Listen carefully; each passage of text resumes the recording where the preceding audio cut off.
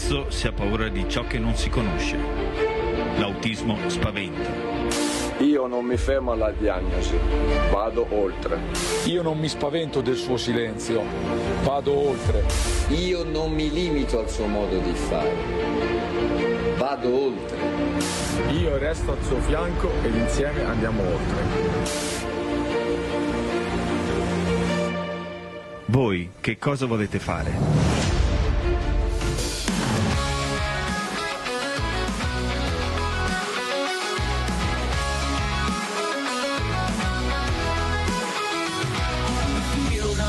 Sun. Every step we take is fun. With open hearts we find our place. In this world we set the pace. Everyone's different, that's okay. In this game we all can play. Hand in hand we make a team. Living life, chasing dreams. In the game of life we all belong. With every heartbeat we're strong. Running together side by side. In this journey we take pride.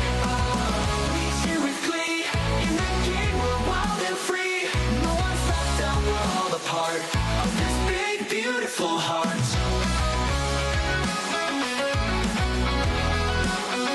Some days might be tough, it's true, but we've got each other to pull through. With every smile, with every cheer, we face the world without fear. Autism's a part of who we are, but it doesn't define us. We're stars in the game, we shine so bright. Every step feels so right. In the game of life, we all belong. With every heartbeat we're strong. Running together side by side. In this journey we take pride. We cheer with glee. In the game we're wild and free. No one's left out, we're all a part of this big beautiful heart. Through every pass, every goal we make, we learn to love and not to break. We lift each other when we fall. In this game there's room for all. Hope and joy, they lead the way. In the game we find our play. The game of life we all belong. With every heartbeat we're strong. Running together side by side. In this journey we take pride. We cheer with glee. In the game we're wild and free. No one's left out, we're all a part of this big beautiful heart. So let's play, let's run, let's cheer. In this game we conquer fear. Together we stand hand in hand. In this world we make our stand. Hey, hey, let's play today. In the game we found our way.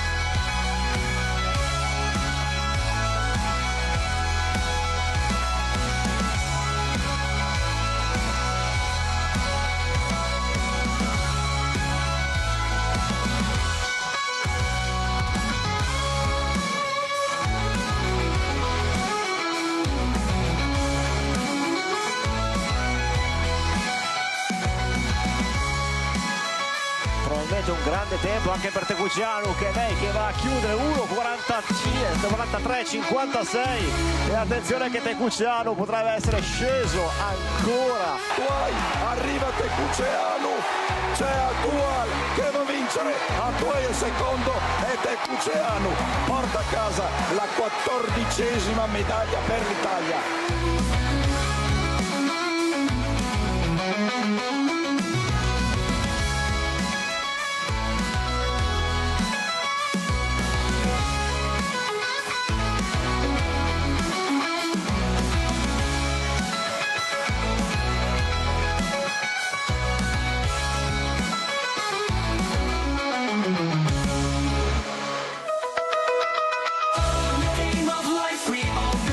With every heartbeat we're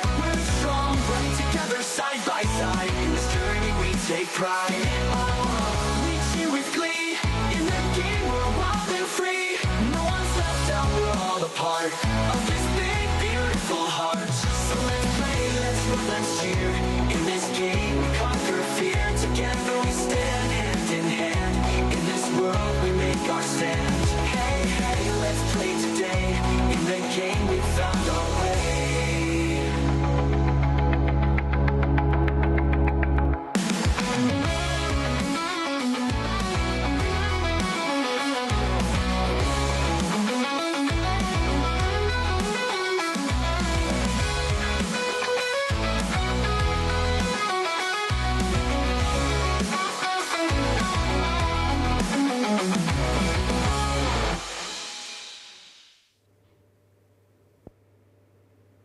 Il video diceva: e voi cosa volete fare? Noi veramente volevamo partire e volevamo partire con questo importante collegamento con Laura Girotto, presidente associazione Un Cuore da Cavaliere, ma naturalmente è caduta la connessione, siamo anche vicini e il collegamento ancora non c'è, però abbiamo Walter Bertan, consigliere dell'associazione e comandante in pensione dei Vigili di Tre Baseleghe. Per fortuna Bertan che c'è lei, perché sennò veramente stamattina non si partiva proprio e siamo qua vicini. Allora Bertan, cosa ci dice? L'importanza di mettere questa famosa goccia, di cercare di aiutare le fragilità. Guardi Bertan, io vedo che se non ci fosse questo mondo del volontariato che si spende proprio e dà tutto se stesso per le fragilità, e quasi tutti sono diversamente giovani, questa è la verità, non riusciamo a intrigare abbastanza i ragazzi, voi curate i ragazzi, li supportate, date loro il massimo, però non ne andiamo fuori Bertan. Secondo lei anche, è stato anche vigile. Cosa c'è che non riusciamo a intrigare abbastanza i ragazzi col volontariato? Non tutti, ma le posso assicurare che io invito tutte le associazioni e tutti chiedono volontari giovani. Prego Walter Bertan e grazie. Bertan mi sente? Non abbiamo neppure Bertan? Bertan? Bertan mi sente? Niente, Bertan non mi sente. Allora vediamo intanto che praticamente parte questo collegamento, se riusciamo a farlo questa mattina. Andiamo a vedere qualcosa che riguarda tutti noi, qualcosa che riguarda soprattutto questi problemi che abbiamo, questa purtroppo fragilità dappertutto, non solo noi come persone ma anche il territorio, ed è veramente una cosa che fa veramente pensare. Allora, visto che parliamo di fragilità, andiamo a vedere questi furti e truffe ad anziani. E dove vi porto? Vi porto a Trieste.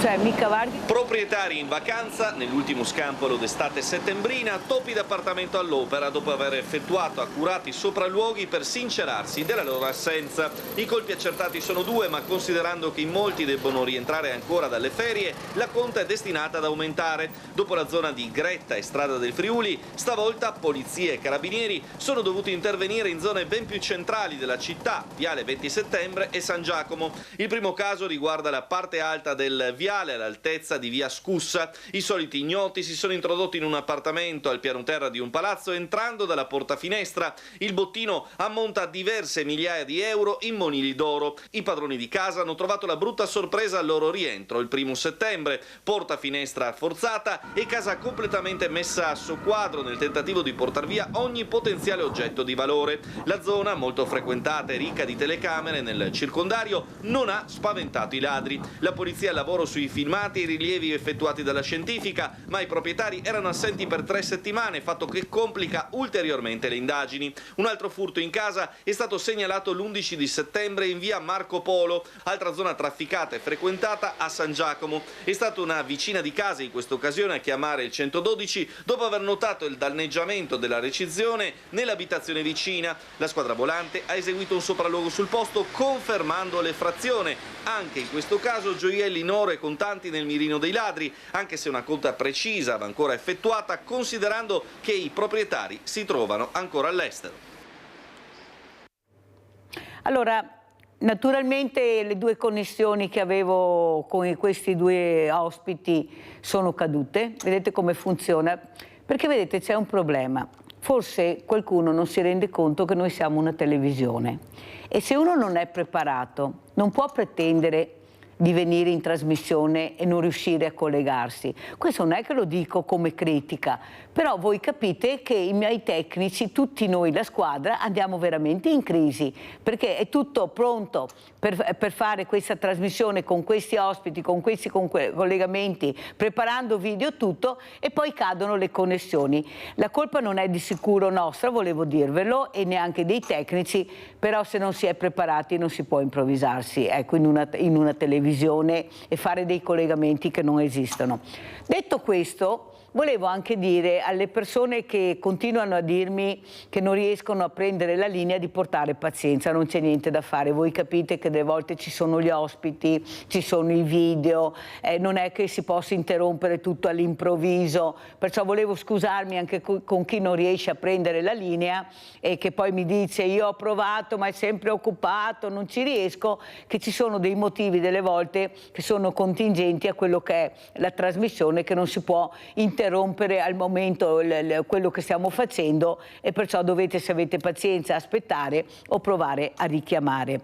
Detto questo vorrei dire anche un'altra cosa importante, volevo parlare delle fragilità anche se non abbiamo questi ospiti, perché sono appuntamenti molto importanti, già se ne parla pochissimo, se non riusciamo neppure a parlare con queste realtà io non so veramente cosa dire, cosa fare. Quello che volevo dire è che noi come trasmissione, come Media Nord-Est tutta, ce la stiamo veramente mettendo tutta per portare questi messaggi nelle case delle persone e soprattutto far capire l'importanza di tutti voi di cercare di mettere questa goccia, di aiutare quando vedete una fragilità, di supportarla. E guardate che le fragilità sono a 360 gradi e sono molto importanti, perché è importante, guardate, credetemi, è un momento molto delicato per loro, guardate che hanno pochissimi supporti, sentite anche voi le telefonate che arrivano al mattino, ecco, di disperazione di questi diversamente giovani che non hanno nessuno che li supporta. Per fortuna invece c'è il mondo dello sport che supporta molto e questo mi fa molto piacere, perché sport vuol dire regole, vuol dire disciplina, vuol dire famiglia, vuol dire integrazione. Vediamo se riusciamo a fare questo collegamento stamattina, veramente se riusciamo a farlo, perché partire così non è il massimo. Allora Laura Girotto si è collegata? Sì. Oh, meno male, perché ero molto preoccupata, perché sono collegamenti, no, anche perché sono le 9:30, non è che abbiamo molto tempo, nonostante i preparativi che facciamo. Allora, abbiamo visto il video che ci ha mandato, allora presentiamo questa associazione, Girotto. Buongiorno a tutti intanto. Questa associazione nasce nel 2013 da 3 poliziotti, Fabrizio Berton, Cosimo Liegi e Tommaso Damiani, per continuare anche nel proprio tempo, oltre servizio, aiutare le persone, perché le richieste di aiuto erano tante. È un'associazione che si occupa, ha un ampio spettro, quindi l'aiuto alle famiglie, aiuti nel territorio con la protezione civile, aiuti per l'ambiente. Noi siamo anche molto attivi con Fare Verde per la pulizia delle spiagge, ma soprattutto il supporto ai ragazzi disabili. Oggi ci sarà la seconda edizione di Autismo oltre l'indifferenza. Perché? L'abbiamo fatto nel 2019 con un riscontro grandissimo, abbiamo voluto proseguire anche quest'anno nel 2024. Ci abbiamo impiegato un po', all'incirca 2 anni, perché il fondatore, il presidente di questa associazione, Fabrizio Berton, che era anche mio compagno di vita, è mancato nel 2022. Il 14 agosto del 2022 per leucemia fulminante acuta. Era un poliziotto specialista ed era autista del questore di Venezia.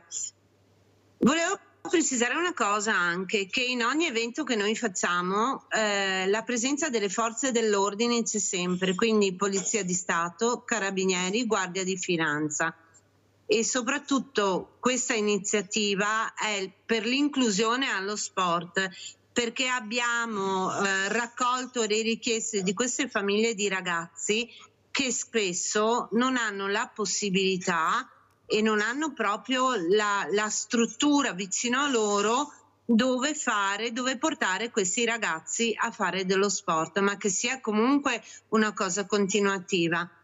Quindi con il supporto del CONI Veneto, il dottor Ponchio si è messo veramente a nostra disposizione, con la collaborazione delle Fiamme Oro di Padova, con Sergio Baldo e i suoi tecnici, e con la collaborazione e la partecipazione di FC Spinea 1966 Formidabili. Oggi verrà giocata una partita di calcio con i ragazzi autistici, i ragazzi normodotati dell'Ambrosiana qua di Tre Baseleghe, e dopo ci sarà un percorso atletico di prove, insomma, quello che vogliono provare i ragazzi. Noi siamo a disposizione dei ragazzi. Cosa vogliamo fare? Vogliamo creare una rete, un protocollo d'intesa, tra virgolette, tra società sportive, dove concorderanno dei giorni, una volta a settimana, una al mese, dove portare questi ragazzi concretamente a fare un percorso sportivo. Grazie Girotto, saluto anche il sindaco di Casier, Renzo Cararetto. Grazie sindaco di essere sempre presente, la ringrazio veramente perché è molto importante. Perché se c'è una persona che sta cercando di fare squadra anche con lo sport e con la fragilità è il sindaco Cararetto, che ringrazio molto. Uno dei sindaci che ha capito cosa vuol dire integrazione, inclusione, fragilità. Allora sindaco, cosa ci dice? Anche noi avremo questo importante avvenimento domenica 15 settembre all'ippodromo di Sant'Artemio. Lei non è la prima volta che partecipa perché siamo alla terza edizione, ma alla fine quando si tirano le somme e si fa un bilancio di quello che si è fatto anche per queste fragilità, ecco, cosa vede? Io sento tante associazioni ma non ci conosciamo tra di noi, ognuno fa le proprie cose, finito quello non si sente più niente, i ragazzi sono nel territorio, ecco, invece sarebbe, come diceva anche Girotto, l'importanza di fare squadra, ma se io non avessi avuto il dottor Ponchio che mi mandava questo indirizzo di questa importante associazione Cuore da Cavaliere, io non la conoscevo. Capisce l'importanza invece di unire le forze. Prego sindaco. Sì, se si sente, perché mi sembra che stamattina sì, adesso la sento benissimo. Ecco, bene. Allora, ciao, grazie dell'invito e saluto tutti chi ci ascolta. Hai ragione, nel senso che bisogna fare squadra sempre continuamente e cercare comunque di non stancarci mai a insistere sulle buone azioni, perché bisogna seminare sempre. Io ho visto anche a Casier, abbiamo fatto la festa dello sport, stiamo continuando ed è la 4ª edizione e ogni volta si amplia, si partecipa con associazioni e anche visitatori, ragazzi, sempre di più. C'è sempre una continuità nel voler aderire a queste manifestazioni, ma non solo per le manifestazioni così fatte nel territorio, ma quelle che poi si ingrandiscono e si cerca tutti insieme di poter aiutarci uno con l'altro, ed è importantissimo, insomma, ma credo che, come hai detto, tante volte non si sa se c'è o non c'è un'associazione, ma siamo un po' tutti collegati e non dobbiamo aver paura di chiederci e di nominarci per tutte le occasioni che abbiamo. Grazie sindaco, abbiamo il nostro Rinaldo da Venezia. Ciao Rinaldo. Ciao Mirella e buongiorno ai tuoi ospiti.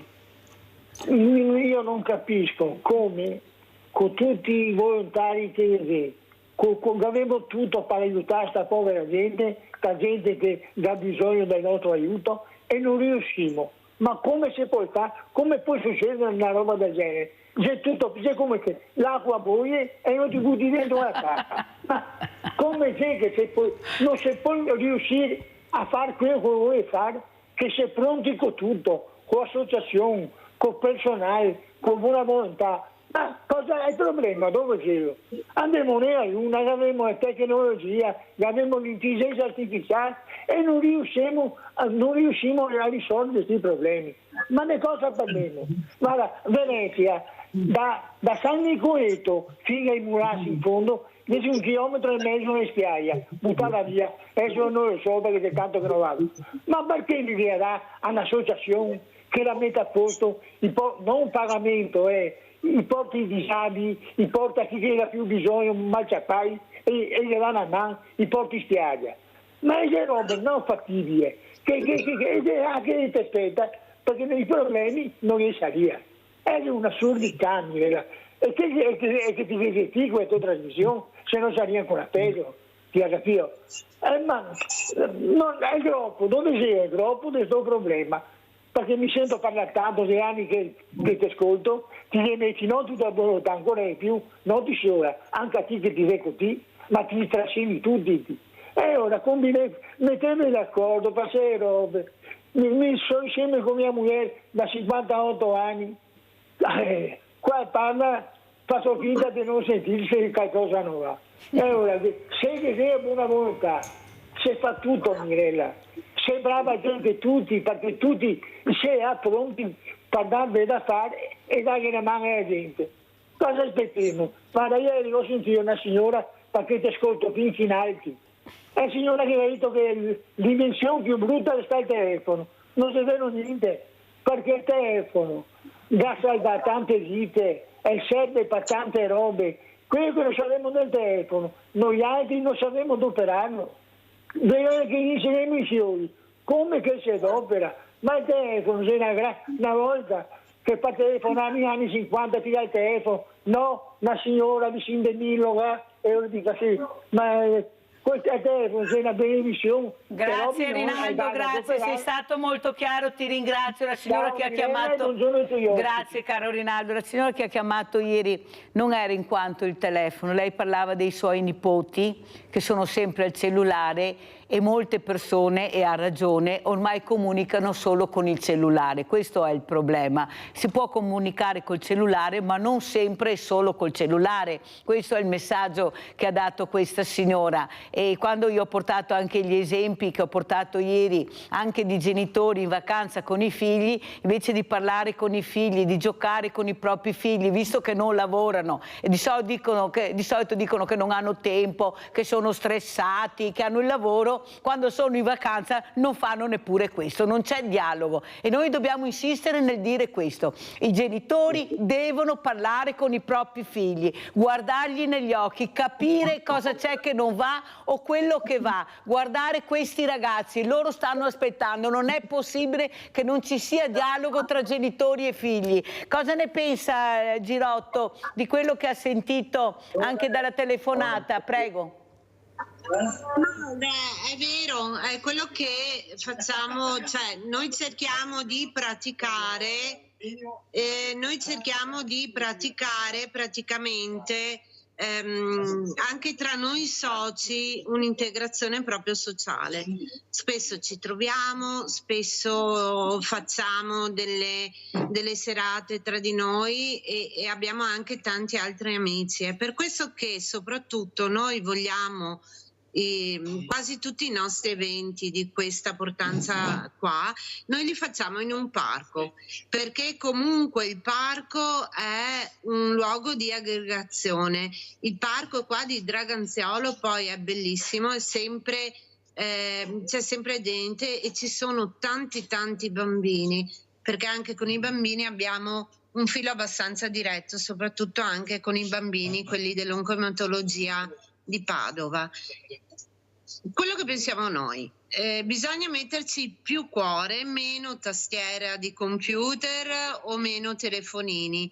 Il cuore vince sempre. È un periodo difficile, storico, io ne sono consapevole e dobbiamo cercare di ritrovare la voglia di stare ancora insieme. Il problema, Girotto, cerchiamo anche di capire, quello che io noto e che sto cercando di portare avanti è che queste associazioni, ce ne sono veramente tante che fanno del bene di più, però lei ha detto una parola, tra di noi, invece la parola dovrebbe essere con tutti noi. Tutti quelli che appartengono a queste associazioni che cercano di dare un contributo, io non dico sempre, però una volta, 2 volte all'anno trovarsi tutti insieme.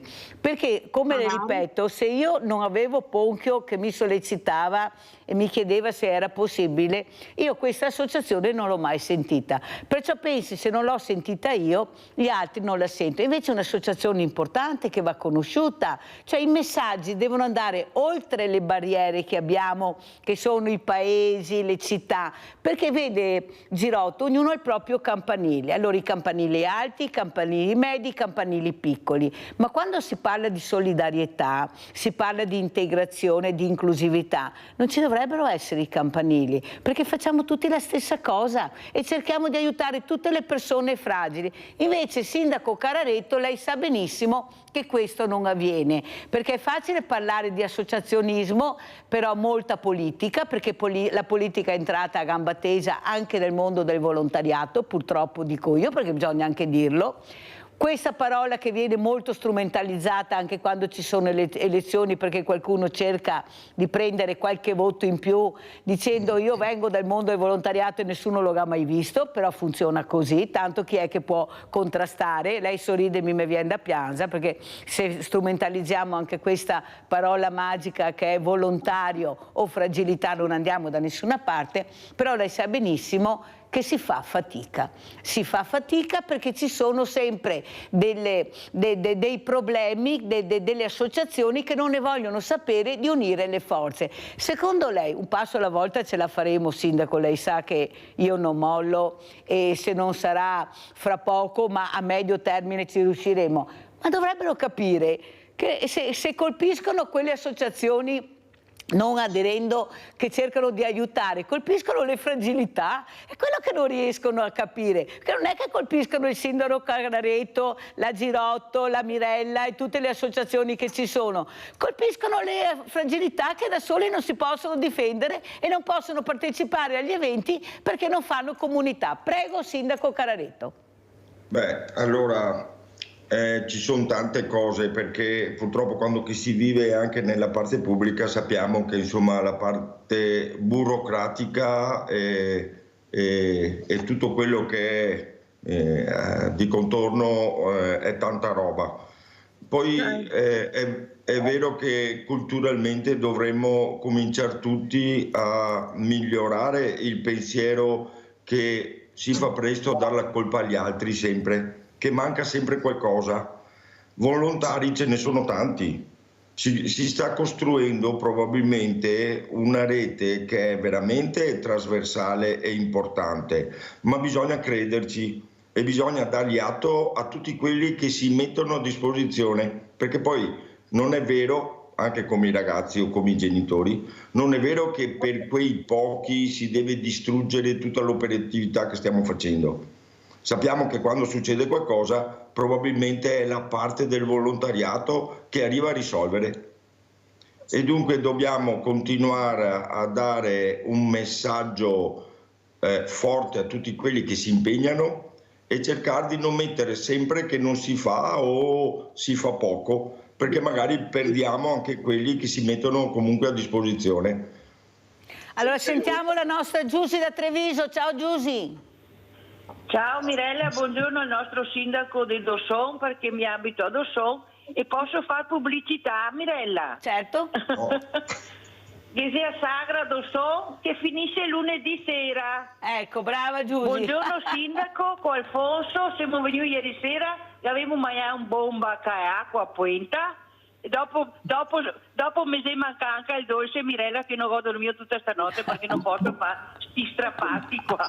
Vi saluto. E anche qui Sindaco? E anche qui c'è tanto volontariato e tanti ragazzi giovani che lavorano e dunque è questa la realtà vera.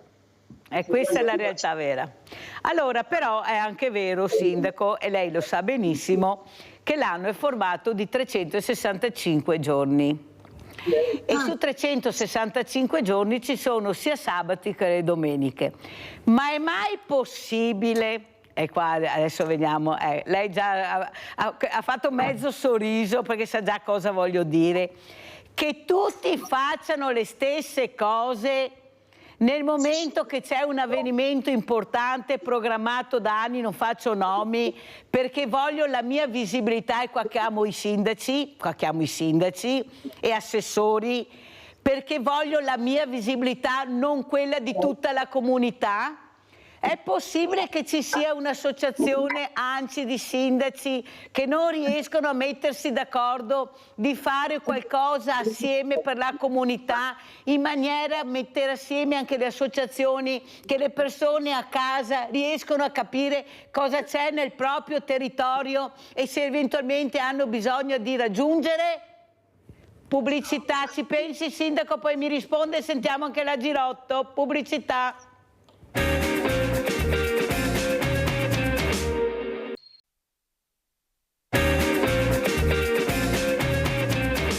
Siamo con Laura Girotto, Presidente Associazione Un Cuore da Cavaliere, collegata con noi da Tre Baseleghe per presentare un importante avvenimento e chi è questa associazione. E siamo anche con Renzo Cararetto, Sindaco di Casier. Allora Sindaco, come risponde a quello che ho detto, che bisogna fare più squadra e non cercare di avere la propria visibilità, ma avere la visibilità del mondo dell'associazionismo, del volontariato, anche perché abbiamo dei posti meravigliosi, ha detto Laura Girotto, lo facciamo in un parco, invece si vede sempre nel cuore delle città avvenimenti che potrebbero essere fatti anche su posti anche vicini, non molto lontani, e questo non va assolutamente bene perché poi si intasano le strade, i commercianti brontolano. Ecco, ci sono attività e attività che dovrebbe, a mio avviso, dovrebbero avere un aspetto diverso e una collocazione diversa, perché i posti non ci mancano di sicuro, senza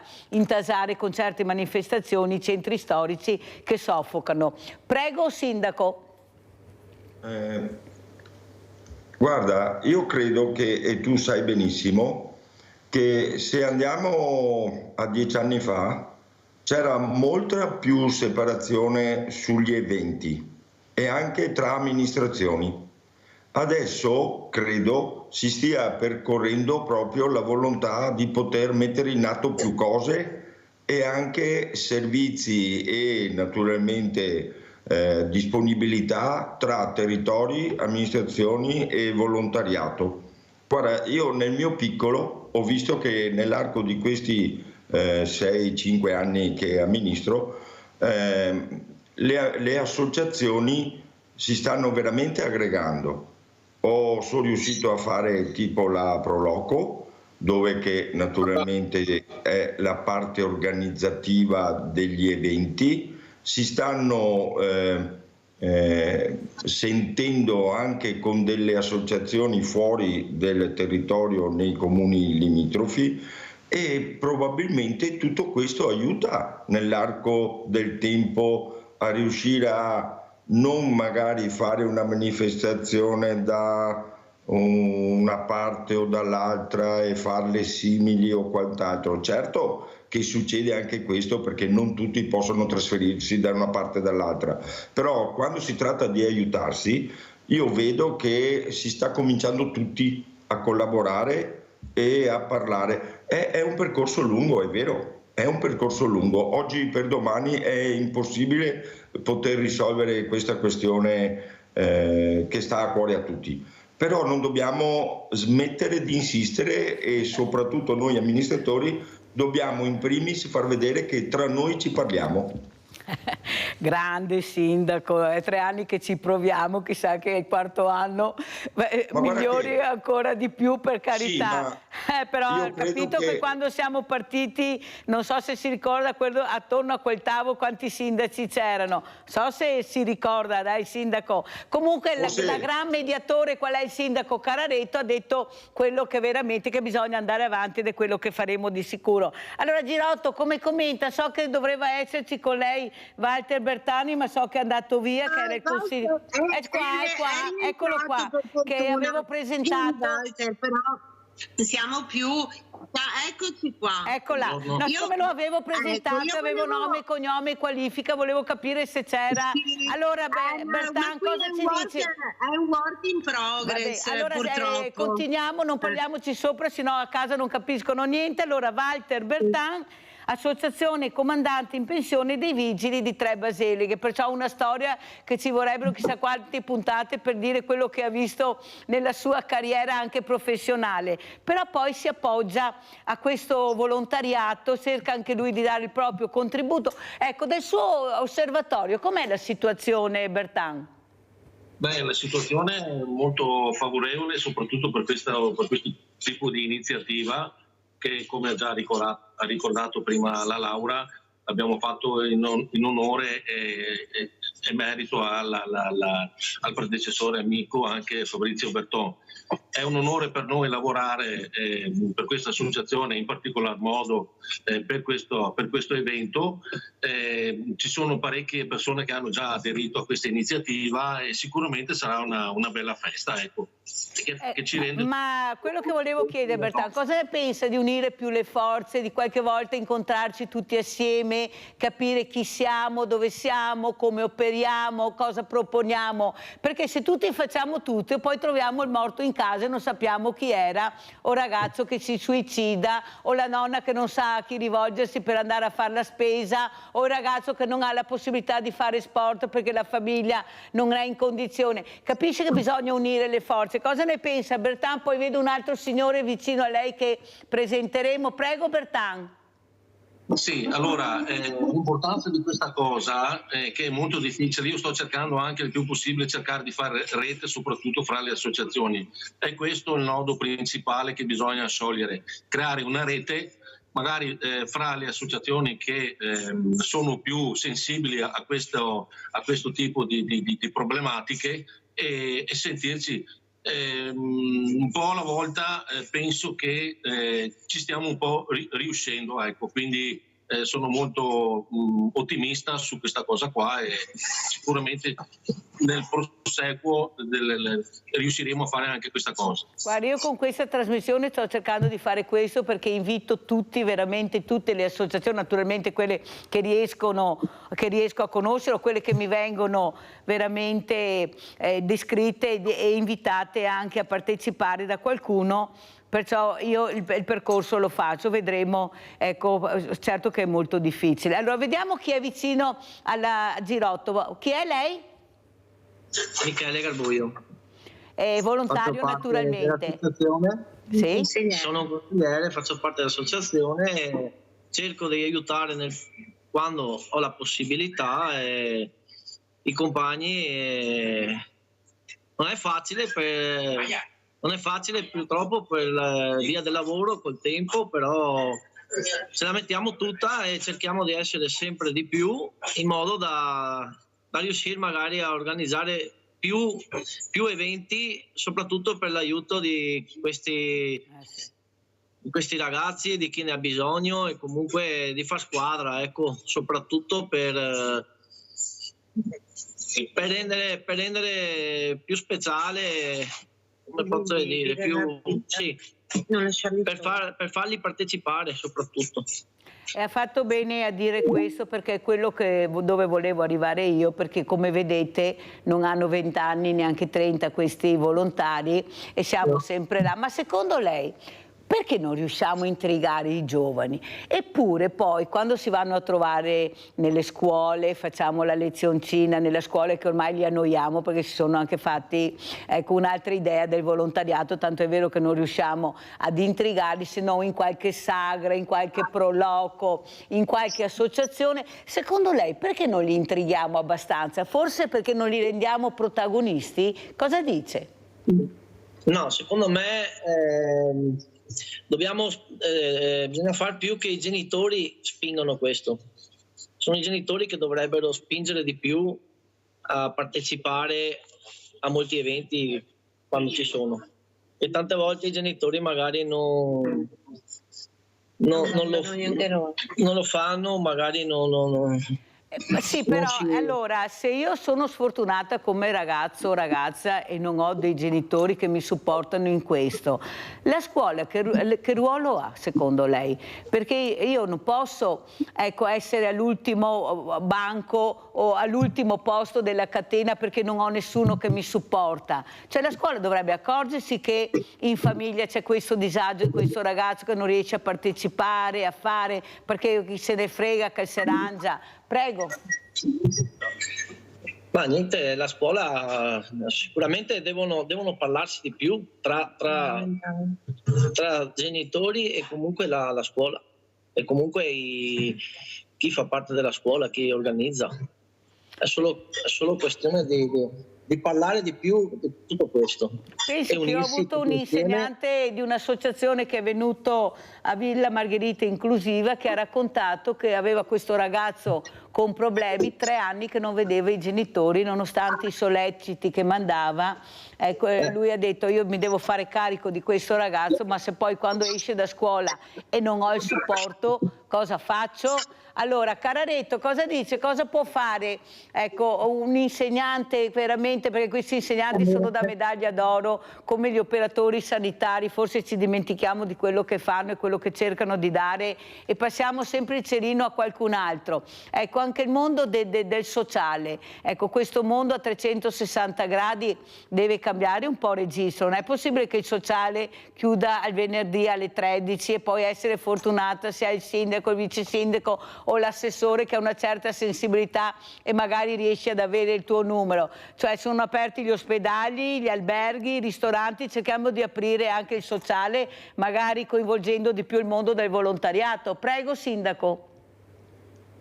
Allora, bisognerebbe cercare di essere un po' più quando ci si trova anche nelle associazioni, creare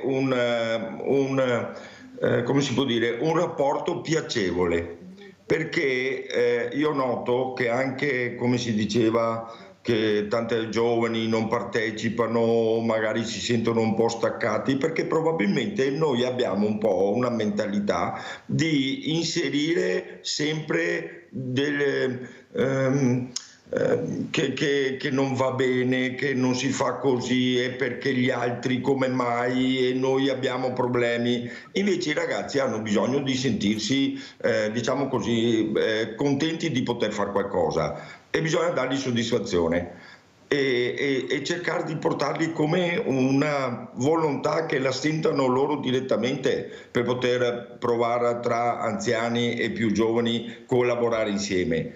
Per il fatto del sociale, il sociale diciamo che sta creando tante opportunità, è che bisogna avere una continuità da parte di tutti gli enti, perché è difficile collegare tutto ed è difficile pensare che sempre le stesse persone siano disponibili, e dunque bisogna che creiamo la continuità con più persone che possono essere disponibili, suddividendo degli orari, delle giornate, dei spazi che potremmo avere, ma dovremmo essere un po' più coinvolti e convinti che quello che si fa con uno spirito piacevole, non con un disturbo continuo di dire che c'è un po' problemi e i problemi non ti riescono ad affrontare la definizione del progetto che potresti avere.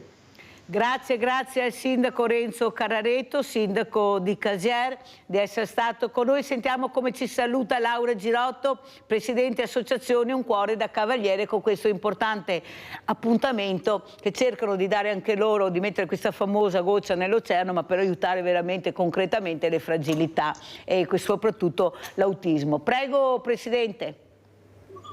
Io saluto con la speranza che nel futuro, perché è vero, è una piccola goccia, però questa goccia qua fa veramente la differenza.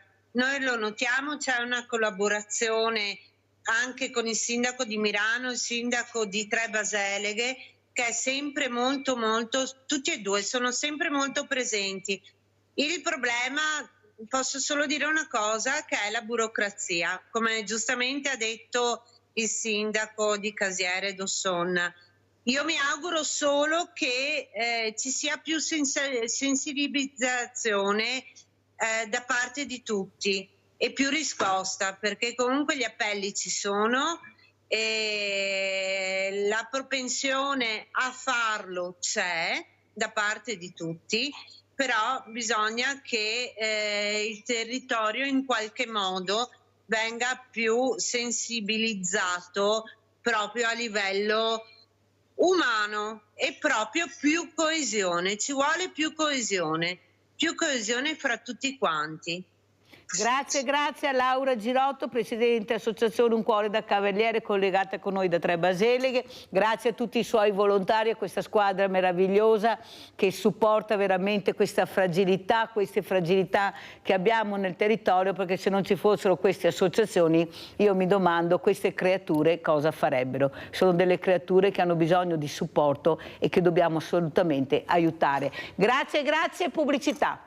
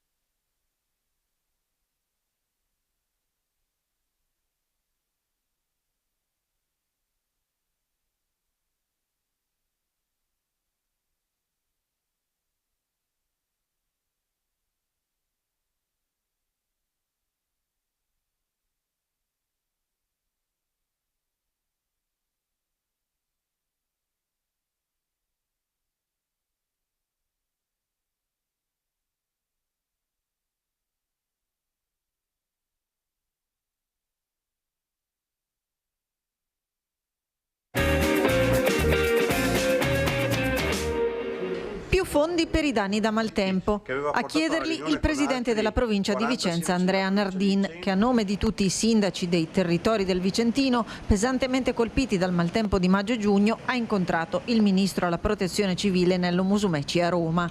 Ad oggi il fondo ammonta a 26 milioni di euro a fronte di una richiesta di 270 milioni di euro da parte della Regione Veneto. La sollecitazione che era stata fatta dai sindaci di Marostica Matteo Mozzo e di Malo Moreno Marsetti, che aveva portato alla riunione con altri 40 sindaci della provincia di Vicenza, ci ha portato in questi giorni ad incontrare sia il commissario straordinario Marchesi sia il ministro Musumeci per evidenziare quelle che sono le difficoltà del territorio vicentino e in particolare alcune situazioni di particolare criticità.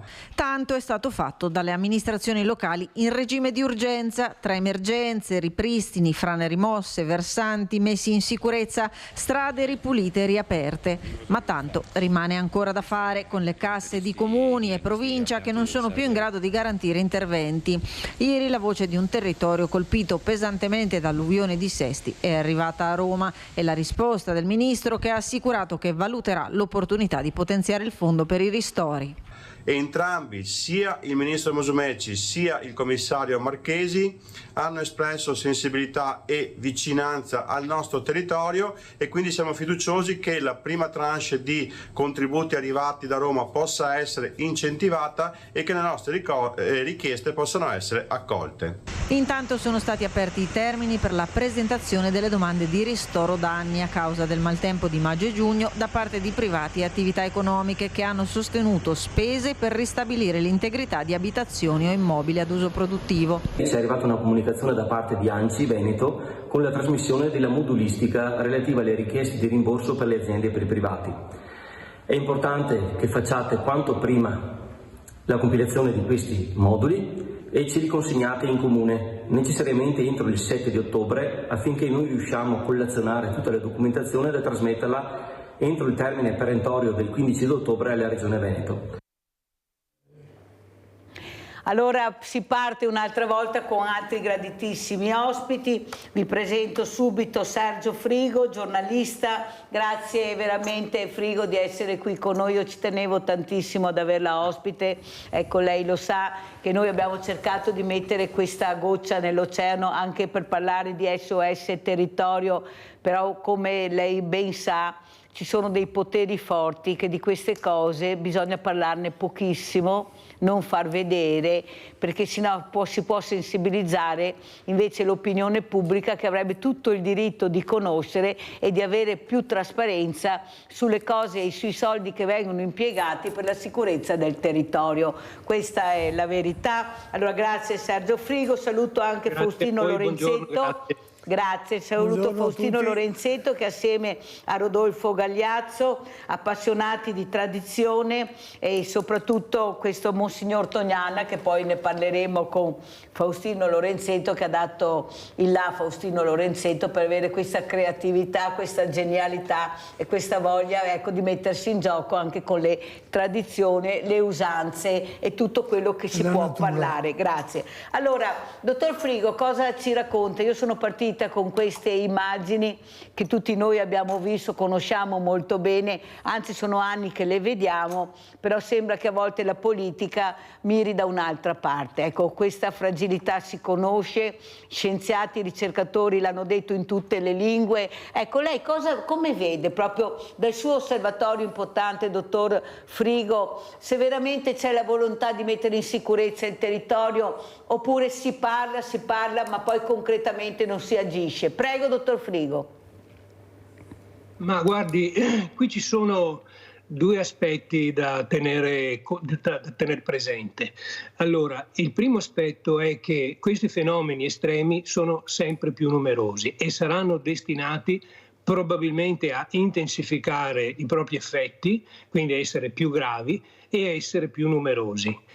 Questi eventi, parlo in particolare di precipitazioni improvvise, estremamente copiose, dannose, devastanti per i territori che colpiscono, magari territori piccoli, oppure territori grandi come l'anno scorso in Emilia-Romagna, però alle volte possono colpire territori piccoli e fare danni estremamente ingenti. Per quale motivo? Perché non siamo attrezzati, il nostro territorio non è attrezzato per questo tipo di eventi, non succedevano quando venivano realizzate le opere. Molto spesso le opere addirittura in alcuni territori non sono mai state realizzate, parlo di opere di reggimentazione delle acque.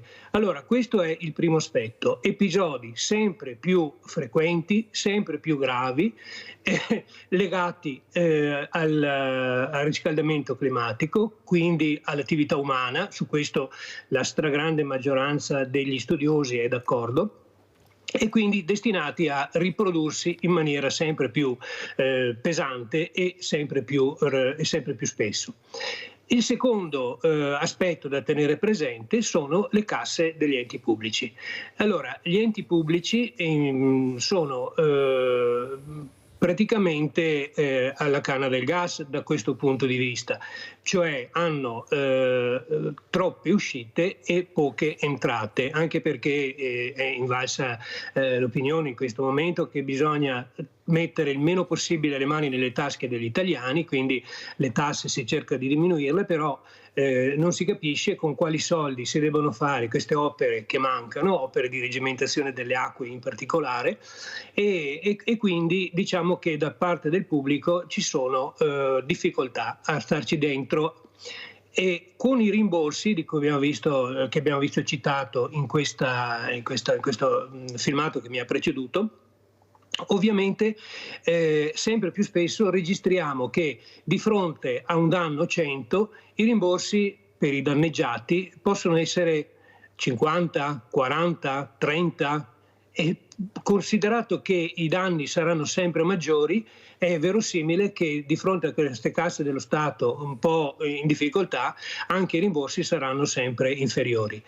Faccio notare un ultimo aspetto, le assicurazioni, perché si dice assicuratevi, ed è assolutamente un consiglio giusto, bisogna assicurarsi contro i danni da maltempo. Se uno ha messo i pannelli fotovoltaici, ci fa un'assicurazione ad hoc e qualcosa arriva, se poi i pannelli fotovoltaici sotto una grandinata terribile vengono distrutti.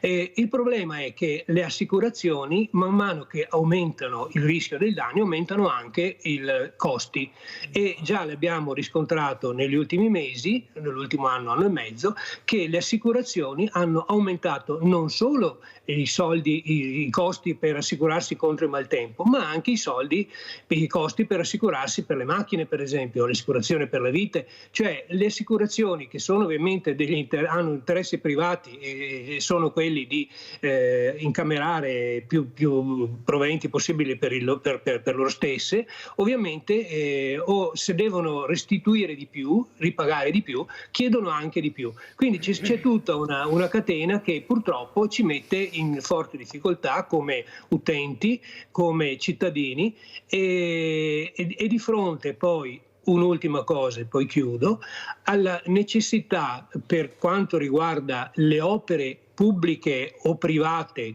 le grandi opere, infrastrutture, ma anche edifici, eccetera, di adeguarsi a questi nuovi eventi climatici estremi che ci si presentano e si presenteranno sempre di più, facendo che cosa? Facendo argini più alti e più forti, ponti sopraelevati, soprattutto c'è tutto il sistema delle fognature che va in crisi, perché non è che necessariamente tracimano i fiumi, molto spesso l'acqua arriva dalle fognature, dai tubi di scarico, invade le case, invade le strade a partire dai tombini, e questo è tutto un problema enorme che si presenta all'ente pubblico, che in qualche modo dovrà essere affrontato, ma anche qui non si sa con quali finanziamenti, con quali fondi.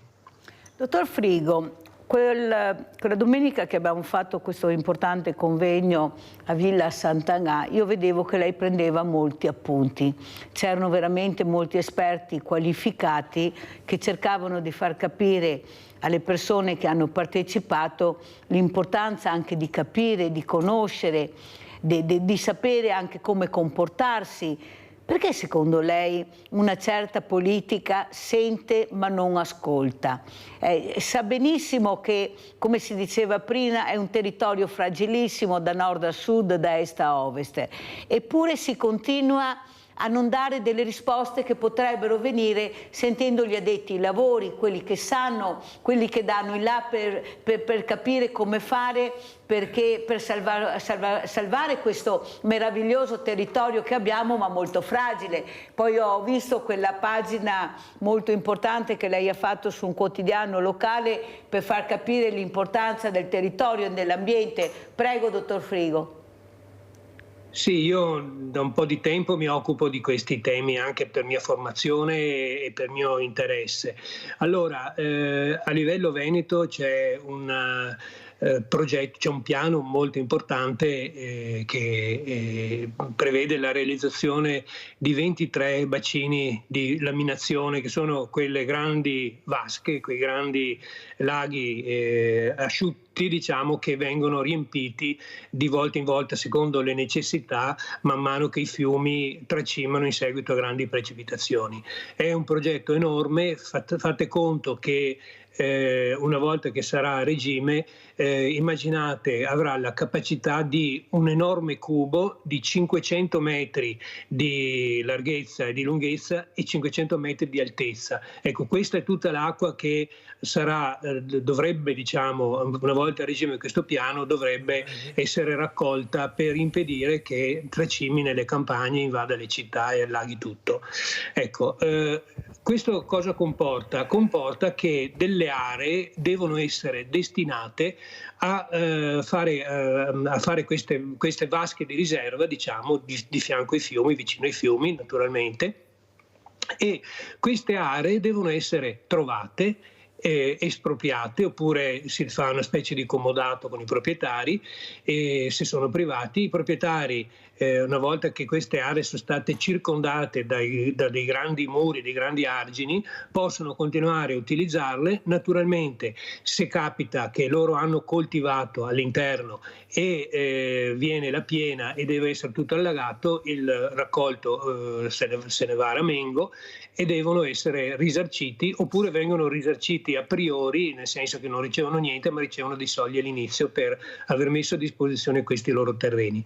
Il problema è che sono terreni molto, molto vasti e alle volte vanno a insistere su aree che sono già di pregio ambientale, come succede ad esempio nelle Grave di Ciano sul Piave.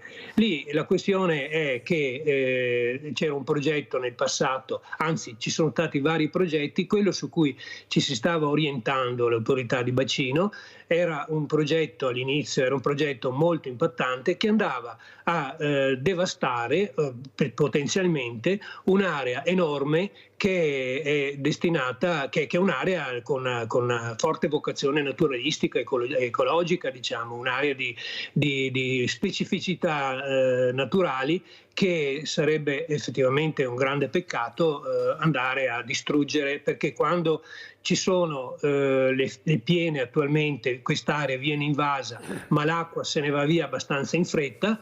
Se invece ci fossero questi argini enormi, questi muraglioni enormi per fermare l'acqua e impedire che a valle Tracimi vada a invadere i territori a sud, a valle del fiume, allora quest'acqua trattenuta lì per giorni in attesa del deflusso finirebbe per rovinare quest'area che è appunto molto ricca dal punto di vista paesaggistico. Allora lì il discorso è: bisogna cercare di trovare delle soluzioni che salvino per quanto possibile capra e cavoli. Allora, questo primo progetto è stato accantonato, adesso ci sono degli altri progetti e in realtà si potrebbe anche pensare di spezzettare questo grande bacino, facendone invece di un grande bacino, facendone 1, 2, 3 a valle, in modo che l'afflusso di acqua venga intercettato a diversi livelli del fiume e impedisca e eviti, diciamo, di creare un enorme invaso con effetti dannosi dal punto di vista ambientale che abbiamo visto. La questione è che ci sono, come sempre, interessi molto diversi, contrastanti in gioco. Allora, ci sono i paesi a valle di questo invaso che hanno tutto il diritto, diciamo, di essere in sicurezza, hanno la paura di queste enormi alluvioni che possono essere indotte dal Piave, con centinaia di morti, un centinaio di morti si calcola nel caso di una piena molto molto grave, e naturalmente 400, 300, 400, 500 mila persone costrette ad evacuare perché con le loro case invase dalle acque. Allora ci sono gli interessi dei comuni a valle che questa cosa venga fatta e venga fatta il prima possibile.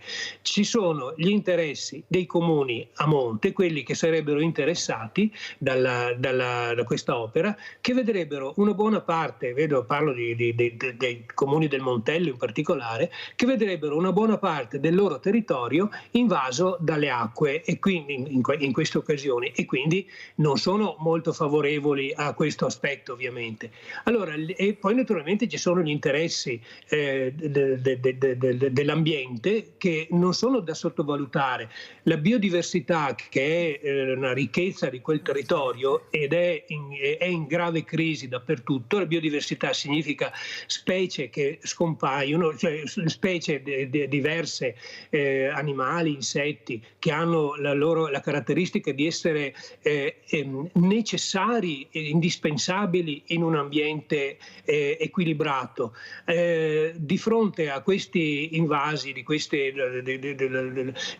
defluire delle acque, rischia di perdersi questa biodiversità, e la biodiversità è in crisi dappertutto, ed è una delle grandi cose di cui non ci rendiamo conto. Pensiamo solo alle api, per dire, no? Le api sono in forte crisi perché, a causa in particolare degli anticritogamici, degli antiparassitari che vengono messi in agricoltura, le api stanno scomparendo. Ma le api sono quelle che consentono alla verdura, ai fiori, agli alberi di produrre. Senza le api l'uomo scompare, l'uomo è costretto a farsi il cibo sintetico. Quindi, per dire, questa situazione della biodiversità è grave in tutto il mondo, dobbiamo cercare di salvarla. Quindi salvare la natura, ridurre il più possibile l'impatto sui territori interessati dall'invaso, garantire la sicurezza a sud, a valle di queste infrastrutture, i paesi a valle di queste infrastrutture, sono tre interessi contrapposti sui quali la politica ha l'obbligo di trovare un compromesso. E so che adesso ci sono dei piani di progetti per quanto riguarda le nuove vasche di laminazione che avrebbero un impatto meno importante sul territorio. Io aspetto di vederli, perché appunto la Regione li sta mettendo a punto insieme con l'autorità di bacino. Vediamo un po' che cosa ci viene proposto, e a questo punto si dovranno prendere delle decisioni, insomma. La ringrazio, dottor Frigo, con quanta semplicità ha cercato di spiegare un tema così complesso. È giusto che a casa tutti riescano a capire, penso che abbiate capito veramente con l'importanza di quello che ha detto il dottor Frigo, che ringrazio veramente per questo suo supporto che sta cercando di dare anche come giornalista a questi importanti avvenimenti che vedremo in futuro, perché qualcosa si dovrà fare, non c'è niente da fare visto cosa sta succedendo nell'ambiente, e visto che abbiamo parlato di biodiversità e l'importanza, andiamo a vedere, prima di presentare e sentire anche il nostro Faustino Lorenzetto e il nostro Rodolfo Gagliazzo, questa prima parte della farfalla zoppa.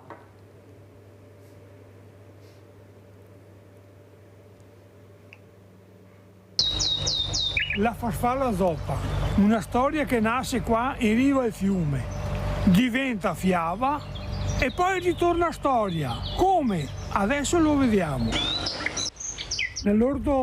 Nell'orto di famiglia praticamente era quasi ottobre, c'erano i finocchi che si erano sviluppati, c'erano dei bruchi, erano i bruchi di Macaone, però era fine ottobre, si andava verso novembre, forse non avrebbero fatto in tempo a creare la crisalide. Allora li ho presi e li ho portati all'interno in casa, e con l'ambiente un po' più tiepido sono riusciti a maturare e a fare la crisalide, però non è successo più niente. Li ho lasciati là, non capivo, non conoscevo come potevano svilupparsi, e però dopo mesi, in primavera praticamente, ad aprile, hanno cominciato ad aprirsi le crisalidi. Subito una bellissima farfalla Macaone ha preso il volo. Poco dopo un'altra, ma era strana, si muoveva molto male, non volava. Ma cosa era? Cosa aveva? Era la farfalla zoppa. Allora, un po' alla volta, ho cominciato ad alimentarla con acqua, zucchero, un po' di fragole praticamente, e un po' alla volta ha cominciato a recuperare, a muoversi, però aveva un'ala spezzata, non volava più. Se l'avrei lasciata libera sarebbe morta di fame. Alimentandola poi con come dicevo, con un po' d'acqua zuccherata, e ha cominciato a recuperare e rinvigorirsi fino ad arrivare ad andare a posarsi nel fiore. Era nata una nuova amicizia, forse per me, lei non so. Che bello, ma che bello Faustino, ma quanto bravo sei, ecco la passione, vedete, questa passione che ha Faustino Lorenzetto, ecco questa cura per l'ambiente anche in questa osi meravigliosa, l'osi Cervara, che invito veramente il dottor Frigo anche andarlo a trovare, perché veramente vi porterà su dei parchi anche voi tutti, ma lei in particolare, il dottor Frigo, lo vada veramente a trovare e vedere cosa fa, cosa cerca di fare questo uomo per il massimo del contributo, ma su tutto il territorio, non su una parte sola. Prego Faustino. Anche perché, dottore, qua per risolvere i problemi bisogna tornare alle origini. Le tradizioni non sono sciocchezze, sono centinaia, migliaia di anni che l'uomo ha fatto esperienza pagando spese proprie. I fossi nei campi non ci sono più.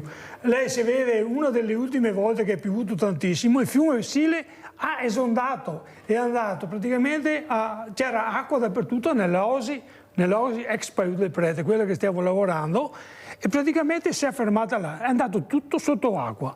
Altrimenti, se non c'era quello, Santa Cristina andava sotto acqua. Praticamente, tornando al passato, quando Santa Cristina di Quinto, sì. Tornando al passato, quando ero bambino lavoravamo nell'attuale Osi Cervara, lavoravamo un pezzo di palude.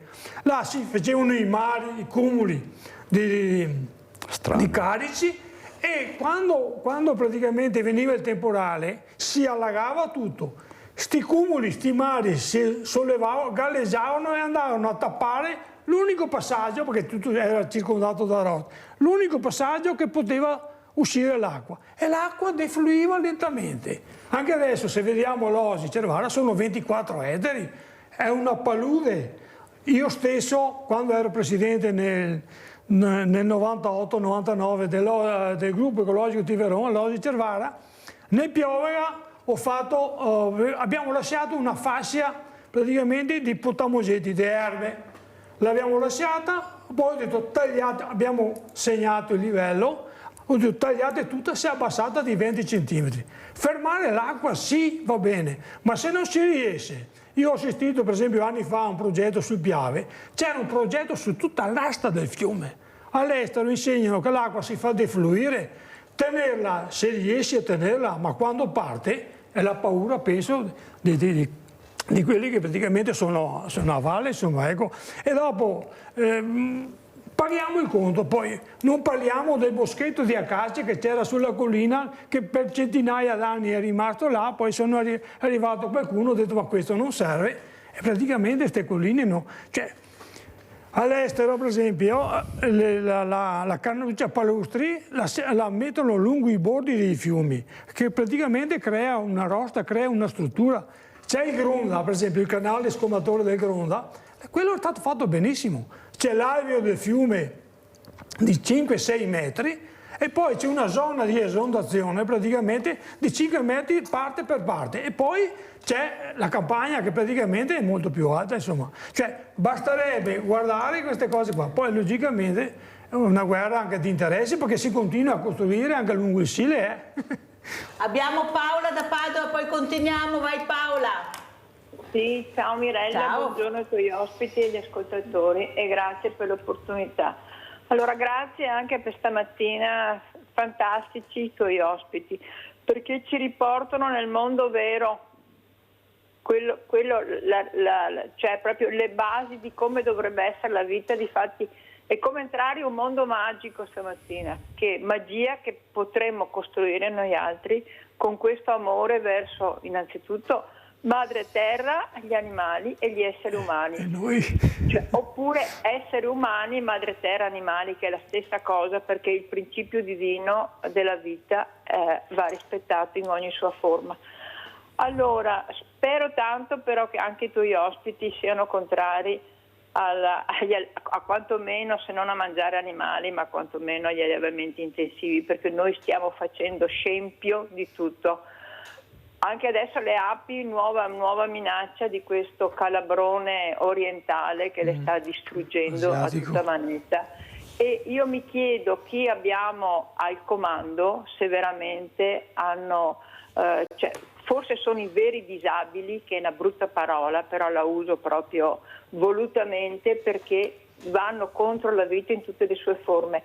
Ultima cosa, mi permetto di dire, di approfittare che oggi a Verona c'è una manifestazione contro sperimentazione sulle scimmie e sui cani davanti alla Glaxo alle ore 15, perché ormai è stato dimostrato che la sperimentazione animale si fa solo, sempre, soliti stramaledetti soldi, perché non solo non è inutile, è proprio fuorviante, perché l'essere umano non è né una scimmia né un cane, va studiato l'essere umano nella sua interezza, che è sempre una figura meravigliosa, e la sperimentazione, che è qualcosa di aberrante, è soltanto fuorviante. Quindi per quello che ho visto e studiato e detto da grandi professori, bisogna abolirla e non continuarla, ma si sa che viene continuata e fatta sempre per i soliti maledetti soldi, perché quella è l'unica legge per i potenti. Però per noi ci deve essere la legge che ti hai dimostrato stamattina dei tuoi ospiti, quella è la vera legge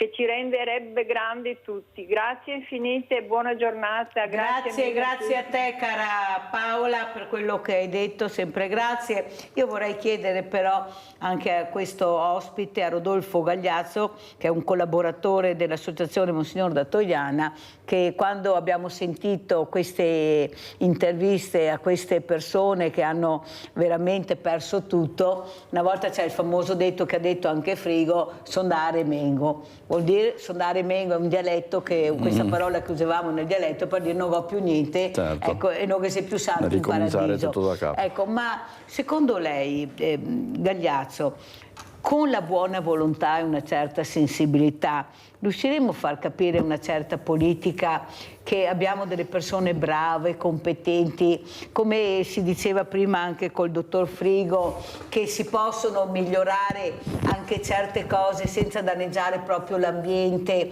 basta mettersi attorno a un tavolo, dialogare con persone competenti, ognuno può portare il proprio contributo. Io ad esempio dico sempre ai sindaci ospiti che ho che all'interno delle giunte ci dovrebbero essere le quote verdi, come ci sono le quote rosa ci dovrebbero essere le quote verdi, perché sono persone molto preparate, che sanno come anche combattere determinate cose che possono accadere anche all'ambiente, arginare il danno. Ecco, perché secondo lei non si fa? Si parla, ma come azione proprio poca, e poi le persone vanno a remengo, si preparati i moduli. Vedevo che lei scuoteva la testa, sì, che te vaga bene, diceva sì. Gagliazzo, prepari, tanto sì. Prepara. Prego Gagliazzo. Sono molto dubbioso, sono molto dubbioso che mettendosi insieme si possa migliorare più di tanto, perché per la questione degli interessi poi si parla e poi alla fine si combina sempre molto poco. E questa è la mia opinione. Però Gagliazzo, se c'è la passione, come l'avete voi, qualcosa si fa, perché indipendentemente, qua è quello che è il discorso del mondo del volontariato, che sta mettendo le pezze dappertutto dove la politica non arriva, perché il sindaco, l'assessore, sia comunale che regionale, basta alzare il telefono, il volontario arriva subito e dà subito il proprio contributo. Quando c'è una catastrofe i primi a partire sono i volontari, questa è la verità. Sì. Prego Gagliazzo, cosa dice? Ripeto, è difficile mettere assieme tante persone, canalizzarle per fare del bene, molto difficile secondo me. Allora andiamo a vedere la seconda parte di questa farfalla zoppa, perché come avete sentito Paola è molto intrigante, ecco, vedere questo video che fa capire anche l'importanza della passione dell'uomo. Andiamo a vedere. Aspetta Faustino. Un bel giorno di primavera, in una piccola casetta costruita vicino al fiume, nacque una bambina, alla quale diedero il nome di Alice.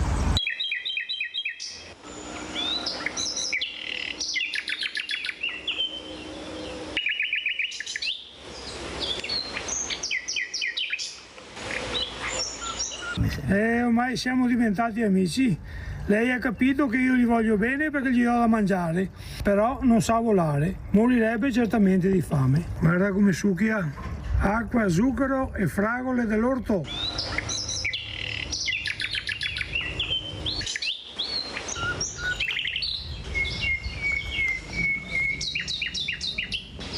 Avendola alimentata pian piano con un po' di fantasia, acqua e zucchero, lei si è rinvigorita e poi ha fatto il passo successivo. Prima non voleva mai andare nei fiori e adesso è andata spontaneamente. Ho notato che tiene le ali sempre aperte e le farfalle le chiudono sempre per mimetizzarsi dai predatori. Probabilmente questa qua ha capito che io sono un amico.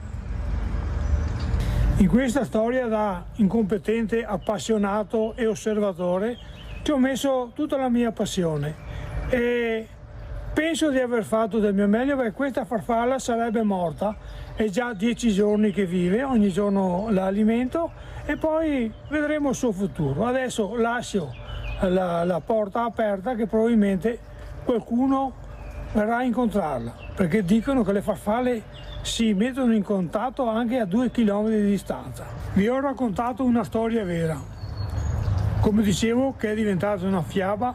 Altre storie arriveranno e quali? Lo sapremo la prossima volta. Allora, Faustino Lorenzetto, sapete, è un fiume in piena, come l'acqua che avete visto, è un fiume in piena, però è questo fiume che porta bene, porta benessere, ed è una cosa molto importante. Adesso vai, perché lui è un fiume in piena, arginarlo ed è difficile, Faustino. Vai Faustino. No, per completare, praticamente quando abbiamo fatto questo video qua insieme a Giuseppe Veralago, sto amico, perché cose riesco a farne anche diverse perché ho tanta gente che mi dà una mano. Allora, praticamente l'abbiamo rimessa. Una farfalla vive 15 giorni, dicono, io non ho mai fatto questi studi, e a fine maggio praticamente è stata fatta una festa a Santa Cristina di 50 anni di vita del gruppo del GS Olimpo di Santa Cristina, un gruppo sportivo che ho fondato anch'io, una squadra di pallavolo, a rete fatta con i sacchi e patate per dire livello. E sono tornato a casa, era domenica alle 4, e alle 4 ho detto adesso vado a vederla, arrivo là, era piena di formiche. Allora l'ho ripulita, l'ho rimessa su una tagetta, ho allungato lo stecchino. Cosa è la tagetta? Un fiore. Ah, buono, perché bisogna anche capire. Vabbè. E l'ho messa su questo fiore, ho preso lo stecchino, l'ho bagnato, ha succhiato 2 o 3 volte e poi si è fermata, si è spenta. Una cosa veramente, cioè dopo ognuno può pensarla, credere come che vuole, però a natura, di tutti sti geni, ne dici stupidi continuamente, ma cosa se io devo fare? A poesia, non sono un poeta, ma non so ascoltare i poeti, mica non sono, figurati, ho sentito il fosso creare. Allora, se voi altri girate e tirate rece verso terra, senti un lamento che viene su, è il fosso che crea. Sapevo cosa che mi ha detto? Non ero ancora morto. Perché mi capissi per io? Una volta ero largo, ero fondo, ero grande, un corso quasi sparivo. Sopra di me vedevo gli alberi di ascesa, sentivo io sai cantare. Un po' una lunga fila di tubi di cemento che porta a vostra acqua sporca fisso il mare. Di sta, qui temporali, vieni a Catania e Brentane, un po' per le vostre case quasi tutte le settimane.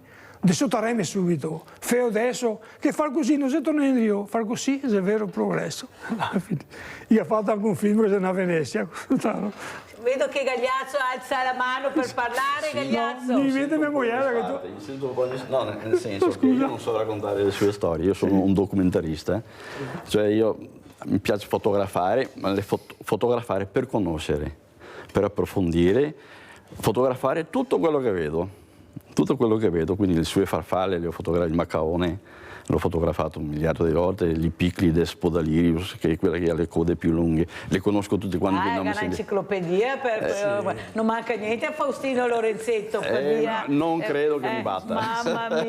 Mamma mia, comunque, allora io sono un documentarista, per esempio, tutto quello che vedo di fotografo e voglio conoscere. Io ho un giardino che è un po' un parco più che un giardino, ho classificato tutte le piante significa dalle poacee agli arbusti, agli alberi, e sai quanti ne ho trovato nel mio giardino?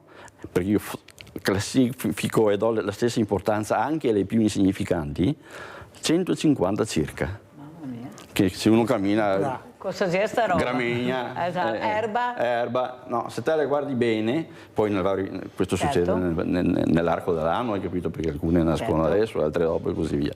Stessa cosa per gli uccelli, stessa cosa per i ragni, stessa cosa per i rettili, perché ci sono anche dei rettili. E quindi io ho la documentazione a 360 gradi. Sì, del mio giardino e oltre. Allora, dottor Frigo, ha sentito che persone le ho fatto conoscere questa mattina? Ecco, questa... Molto interessante. No, mi viene un'osservazione da fare.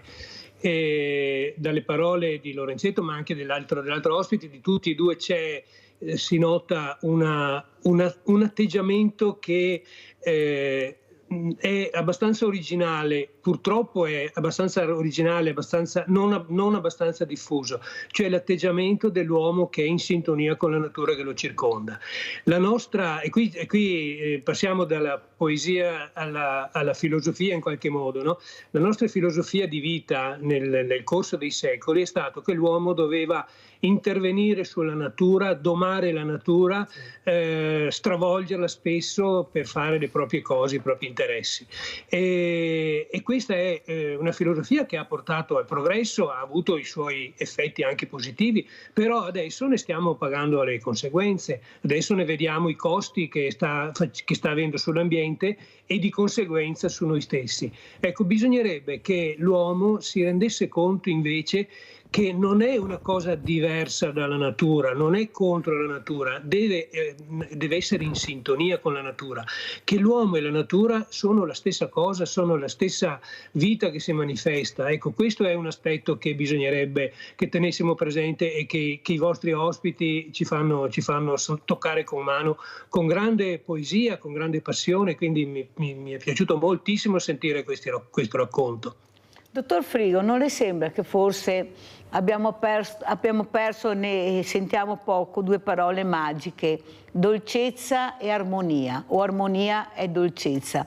Una volta l'uomo faceva questo, era in armonia con l'ambiente.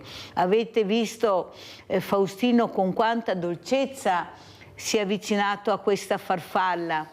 Ecco, come questa farfalla ha capito che era un amico. Avete visto come mangiava la farfalla vicino a Lorenzetto sulla mano? Ecco, perché si è perso, secondo lei, dottor Frigo, l'armonia e la dolcezza? Ma non l'abbiamo persa anche nel rapporto che abbiamo con le persone? Siamo sempre arrabbiati, siamo sempre chiusi, ecco, vediamo tutto brutto. Sì, è vero, ci sono tanti esempi negativi, è vero, ma se riusciamo a vedere anche l'esempio negativo con un po' di dolcezza per trovare un po' di armonia, forse avremmo fatto un passo avanti. Cosa dice, dottor Frigo? È assolutamente vero. Guardi, mi voglio citare un attimo il grande poeta Andrea Zanzotto, che in uno dei libri a lui dedicato, il libro intervista in questo Progresso scorsoio di Marzio Breda, a un certo punto raccontando, spiegando come la vedeva lui dalla sua casa del Solighese, vedeva questo attacco indiscriminato e diffuso tutto intorno alla natura da parte dei capannoni, delle infrastrutture, delle strade, dei parcheggi, eccetera, eccetera. E tutto in virtù, in vista del conseguimento del maggior benessere possibile. E non sto parlando solo dei soliti noti, ma parlo un po' di tutti, cioè tutti quanti abbiamo beneficiato, abbiamo perseguito il benessere, lo stare bene, che con tutti gli suoi aspetti positivi che nessuno nega, però a un certo punto ci siamo dimenticati che comunque c'era una area di benessere intorno a noi che era fatta proprio dall'aspetto della natura. E Zanzotto diceva che questo progresso scorsoio, no? Nel senso che ci stringe al collo, non può non avere effetti negativi anche sulla convivenza delle persone, sulle persone stesse, sul loro modo di stare insieme.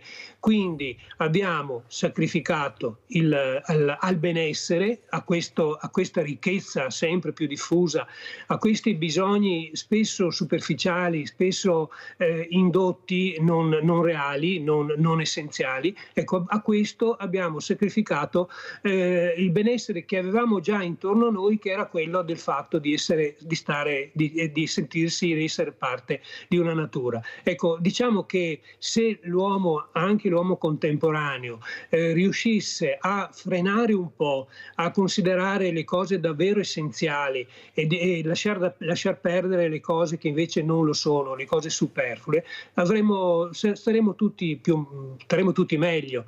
Allora, decidere cos'è l'essenziale è una cosa molto importante al giorno d'oggi, perché dovremmo concentrarci su questo. Allora, essenziale è mangiare, ma non necessariamente, mi riferisco anche alla telefonata di prima, non siamo tenuti a mangiare carne 2 volte al giorno, possiamo mangiarne meno, possiamo cercare di mangiare carne prodotta invece che negli allevamenti intensivi, prodotta magari nei campi, nelle stalle più umane che ci possono essere, mangiarne meno, perché chiaramente non ci può essere carne a disposizione di tutto il mondo senza gli effetti devastanti degli allevamenti intensivi. La socialità, stare insieme è importante naturalmente, ma non è che dobbiamo per forza di cose bersi tutti insieme lo spritz all'aperto nelle sere d'inverno sotto i funghi riscaldatori. Parliamo del riscaldamento globale e vediamo centinaia, migliaia di persone all'aperto d'inverno a bere lo spritz sotto questi funghi riscaldatori che riscaldano l'aria e consumano energia. Tutto questo possiamo, è giustamente viaggiare, ma quanto del viaggiare può essere sostituito invece che con la macchina privata, col trasporto pubblico, oppure semplicemente con la bicicletta o con andare a piedi? Diciamo che riconoscere l'essenziale da quello che è superfluo al giorno d'oggi è la cosa assolutamente importante se vogliamo salvarci, perché con il riscaldamento globale, ricordiamoci, è l'emergenza più grande che abbia incontrato nella sua storia l'umanità, e rischiamo di trovare veramente l'umanità che viene messa a rischio. E mi permetto un'ultima considerazione, che questo riguarda la politica. Allora, spesso quelli che protestano contro delle infrastrutture inutili, che protestano contro il riscaldamento globale, i giovani che vanno in piazza, che fanno anche azioni discutibili alle volte, ma allora spesso vengono definiti ecofessi, ecco, o ecofanatici.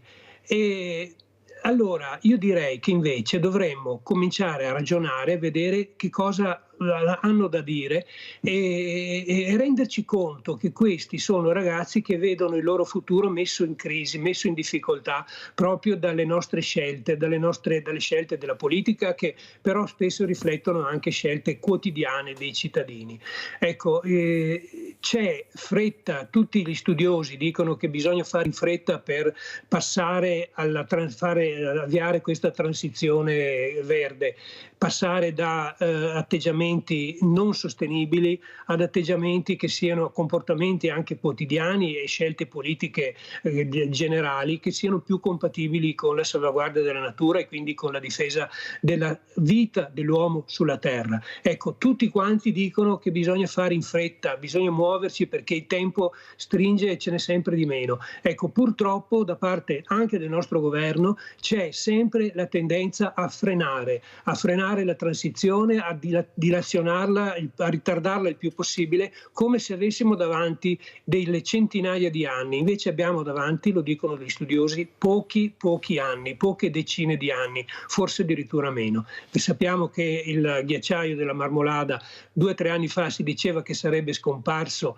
nel 2050, l'altro ieri la notizia è che la valutazione è che scompaia addirittura nel 2040, cioè abbiamo davanti una quindicina d'anni anni, poi il ghiacciaio della Marmolada, assieme a tutti gli altri ghiacciai, a causa del riscaldamento indotto dagli atteggiamenti umani, dei consumi di combustibili fossili in particolare, ecco, tutto questo il ghiacciaio e tutti gli altri ghiacciai sono messi in crisi, e con la crisi dei ghiacciai ci sarà la crisi dell'approvvigionamento dell'acqua. Quindi dobbiamo fare presto, invece purtroppo la politica sta facendo il più tardi possibile, aspettando sempre che siano gli altri a muoversi. Vede, dottor Frigo, il problema è che noi ormai facciamo parte di un sistema politico che non ci lascia respirare, non c'è trasparenza su niente. Io ho chiesto più di qualche volta, ma cosa fanno i nostri parlamentari europei? Perché quando sento che danno sempre la colpa all'Europa, ma loro dove sono, eppure firmano, ci sarà qualcosa, eppure noi non sappiamo mai niente. Io cerco di invitare nella mia trasmissione proprio delle eccellenze che si occupano di tutto, porto questa trasmissione nel mondo per far capire, ecco, l'importanza di capire, di conoscere. Ecco, abbiamo tanti tuttologi che poi, se chiediamo cosa fanno tutta un'altra cosa e si informano su Google. E poi pensano di avere l'asso in tasca. Capite che invece bisogna delle volte anche saper ascoltare gli addetti ai lavori, quelli che studiano quella determinata cosa, che la conoscono, che la sanno, che la vivono. E invece siamo diventati così. Sto male, vado su Google, mi curo. Ecco, guardo una trasmissione e decido che magari quello ha ragione o torto, ma senza capire chi è che parla, cosa dice.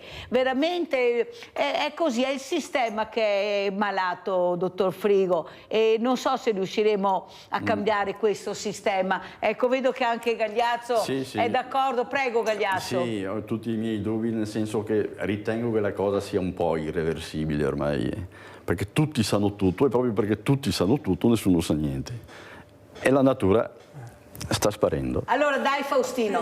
Una battuta su me ne vado, va bene, muy detto, che mi piace, 6 anni e mezzo, ho cominciato tra l'altro il primo giorno di scuola elementari, e piccola parentesi, un grazie a tutti quei che hanno dato la possibilità che a scuola elementare di Santa Cristina, ecco un bellissimo, non venga chiusa, perché se una scuola elementare non ha 15 allievi, il Ministero la chiude. Il corso a destra manca, e questo non sei io onorevole. La gente, la politica è questa, bisogna che tutti noi facciamo quello che possiamo, perché anche adesso c'è un ragazzo che viene a fare agraria, che viene a darmi una mano sull'oggi proprio del prete, il pilone del reggae, visto qua ben messo tra l'altro, e io ho detto ti studia, va a fare maturità, va 1, 2, 3 lauree del tema, e dopo vai in politica, perché se te velate comandi, se no è come con Faustino, bravo Faustino, e alla fine ciao. E dicevo, e chiudo, me ne vado, se mi devo guardare, archeologo. Allora guardiamo su Google, io fa proprio. Sì, no, guardiamo archeologia, non come archeologo, Dio Cristo, perché non mi dai archeologia? Ma questi qua non sanno tutto, e poi anche raccontano bugie. Tu guardi sempre Google, ma controlli poi. Sì, no, ma chi controlla? La mamma, a posto.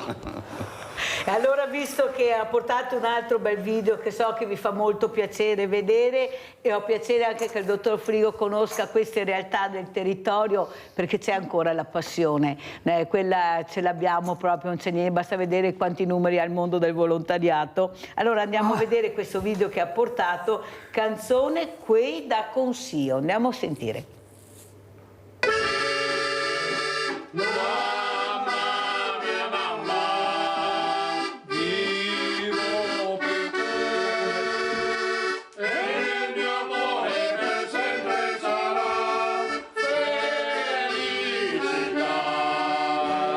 E se un giorno anziano vedrò, mammina mia, mammina, quel volto caro di mamma Melò, mammina mia, mammina, in quelle rughe specchiarmi saprò, specchiar la vita mia, e quella vista il mio cuore saprà. Ma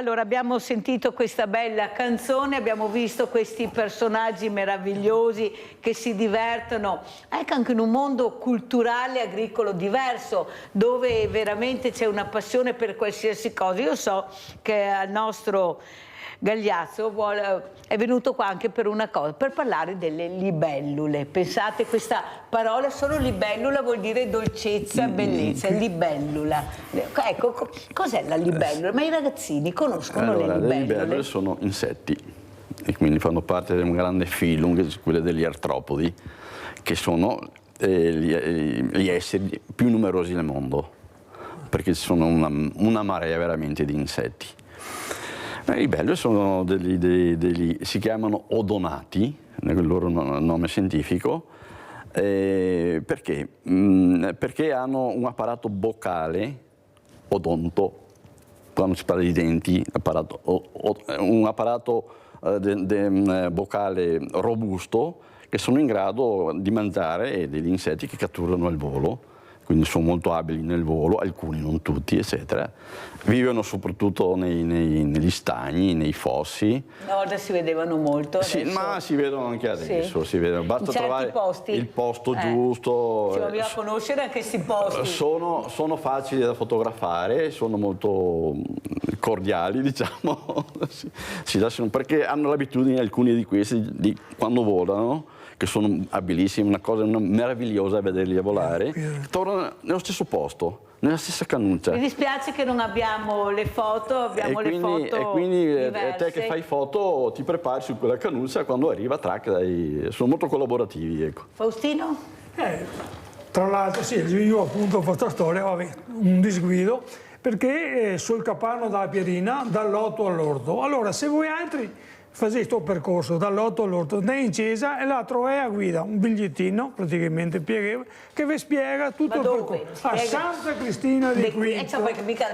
Santa Cristina, ma ti conosci? Ma praticamente chi che non sta dietro la chiesa. Dietro la chiesa, e che su sto Capano che c'è una ventina di foto macro fatte da Rodolfo, e dopo si vede libellule, zanzare, non manca neanche qui perché si in difesa del territorio praticamente. Però un'altra cosa che parlava prima il dottor Frigo, cioè viene sul Paolo dei Preti a lavorare con me che mi danno mai i cugini di campagna, e qui va via che noi siamo poeti, e dice mamma mia, ma che ben che stavo adesso. Sì, è il trio, è il complesso i cugini di campagna. Nadia da Treviso, stavo in Cascaligna, vai Nadia.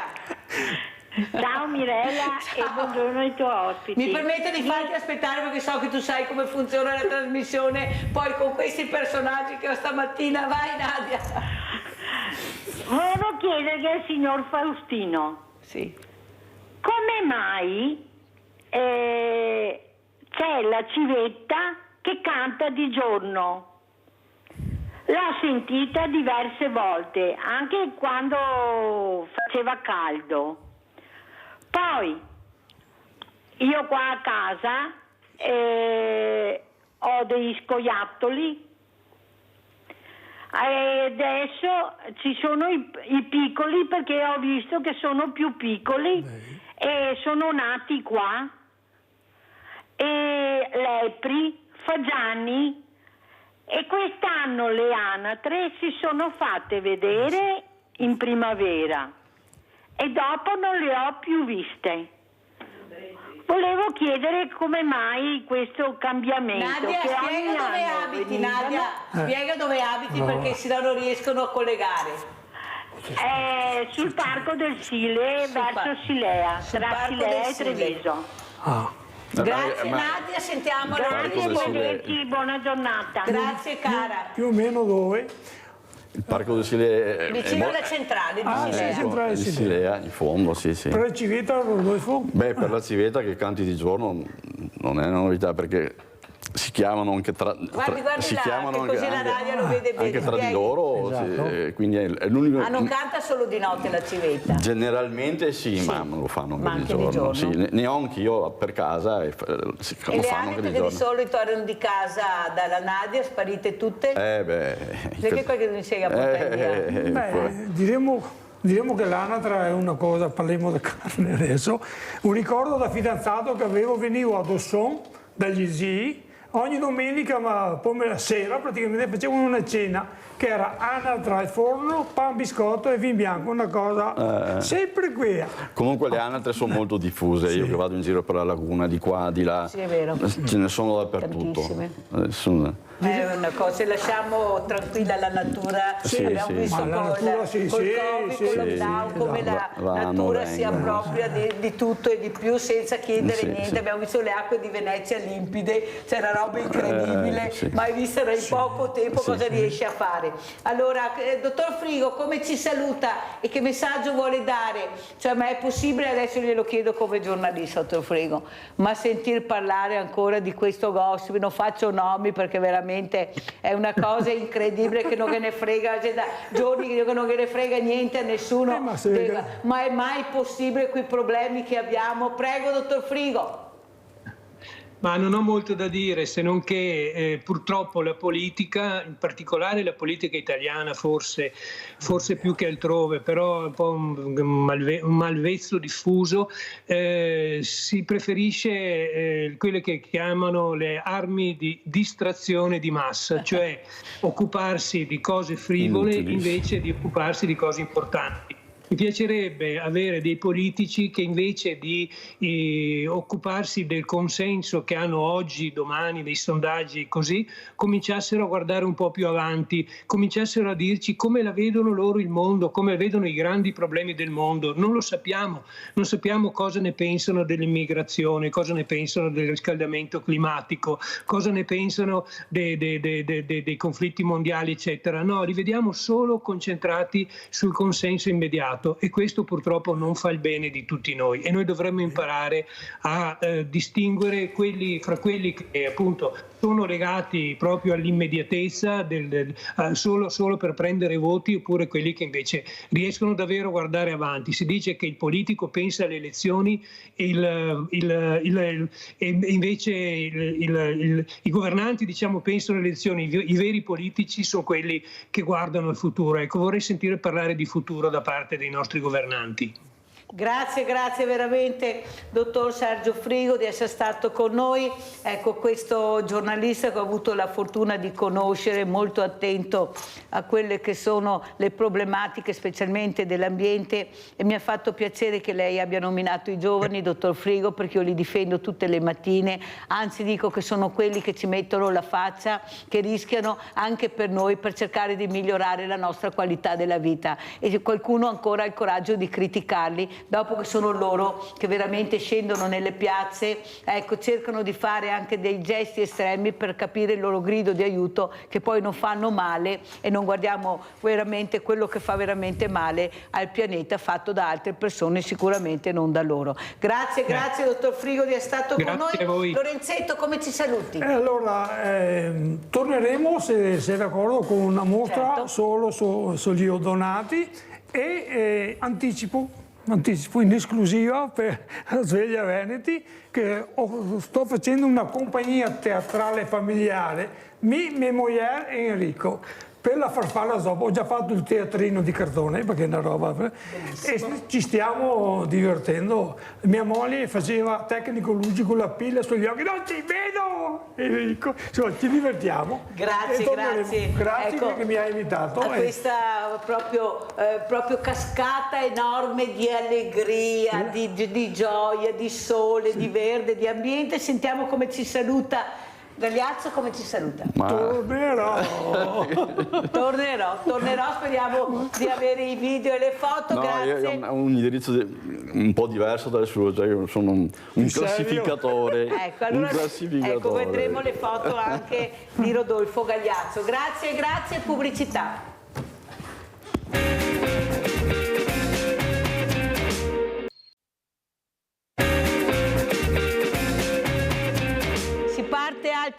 Un'altra volta con altri due graditissimi ospiti. Abbiamo in presenza Maria Pia Cavalette, presidente comitato encefalomielite mialgica, sindrome da fatica cronica, non ancora riconosciuta in Italia. Grazie Maria Pia di essere qui con noi. Saluto anche il sindaco di Spresiano, Marco Della Pietra, terzo mandato Fratelli d'Italia. Grazie sindaco, perché ci tenevo tanto che ci fosse anche il sindaco Della Pietra questa mattina, perché oltre a parlare di baby gang, che ne parleremo, visto cosa che è successo anche a Spresiano e non solo a Spresiano, ma volevo anche che intervenisse su quello che dirà e racconterà la nostra Maria Pia Cavaletta, visto che il sindaco Della Pietra fa parte di un tavolo molto importante provinciale dove si parla anche di problemi di salute, di problemi di sanità, e quello che racconterà Maria Pia è veramente sconvolgente perché abbiamo associazioni di serie A e associazioni di serie B. Vorrei capire se in politica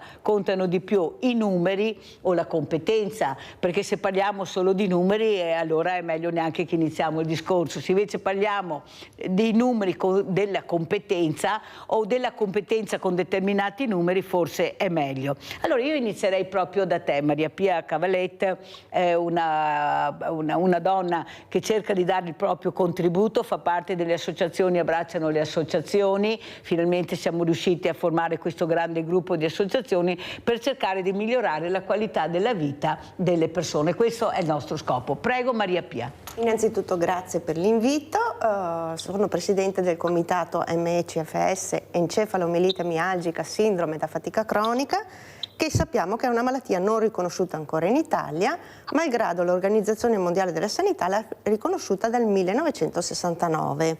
Una malattia anche pediatrica molto debilitante e invalidante. A prescindere da questo, il nocciolo della questione che affrontiamo oggi è la sanità partecipata. Una bellissima iniziativa che pochissime regioni ancora in Italia hanno attuato e tra cui anche il Veneto adesso parte con questo programma. Il fatto è che ha limitato la partecipazione che doveva essere aperta almeno alle persone che sono competenti e inerenti alla problematica di salute e sanità.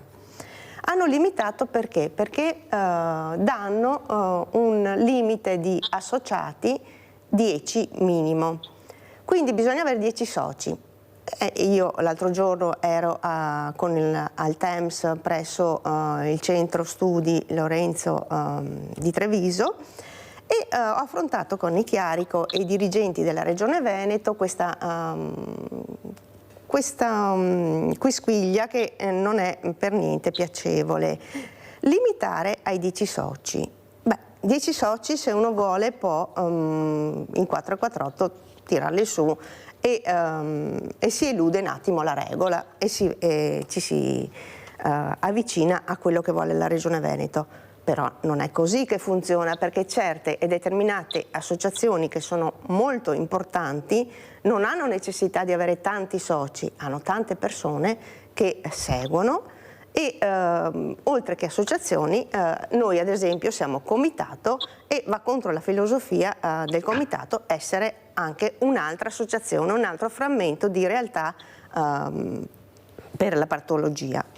Quindi è una cosa che ho sollevato l'attenzione di questo limite che hanno dato. Ho fatto un piccolo confronto con anche la Regione Lazio e la Regione Lazio non dà questo limite di soci, ad esempio dice iscritta al RUNS, ok, sia l'associazione Veneti Schiacciati che il comitato sono iscritti al RUNS, e un'altra particolarità è pazienti o i loro caregiver che rappresentano la maggioranza dei membri iscritti, e quindi questa sarebbe stata corretta come postilla. Ecco, tutto qui. Io vorrei che fosse un dibattito costruttivo, non distruttivo, perché ben venga questa iniziativa della Regione Veneto, è che doveva un attimino essere meno limitata al numero.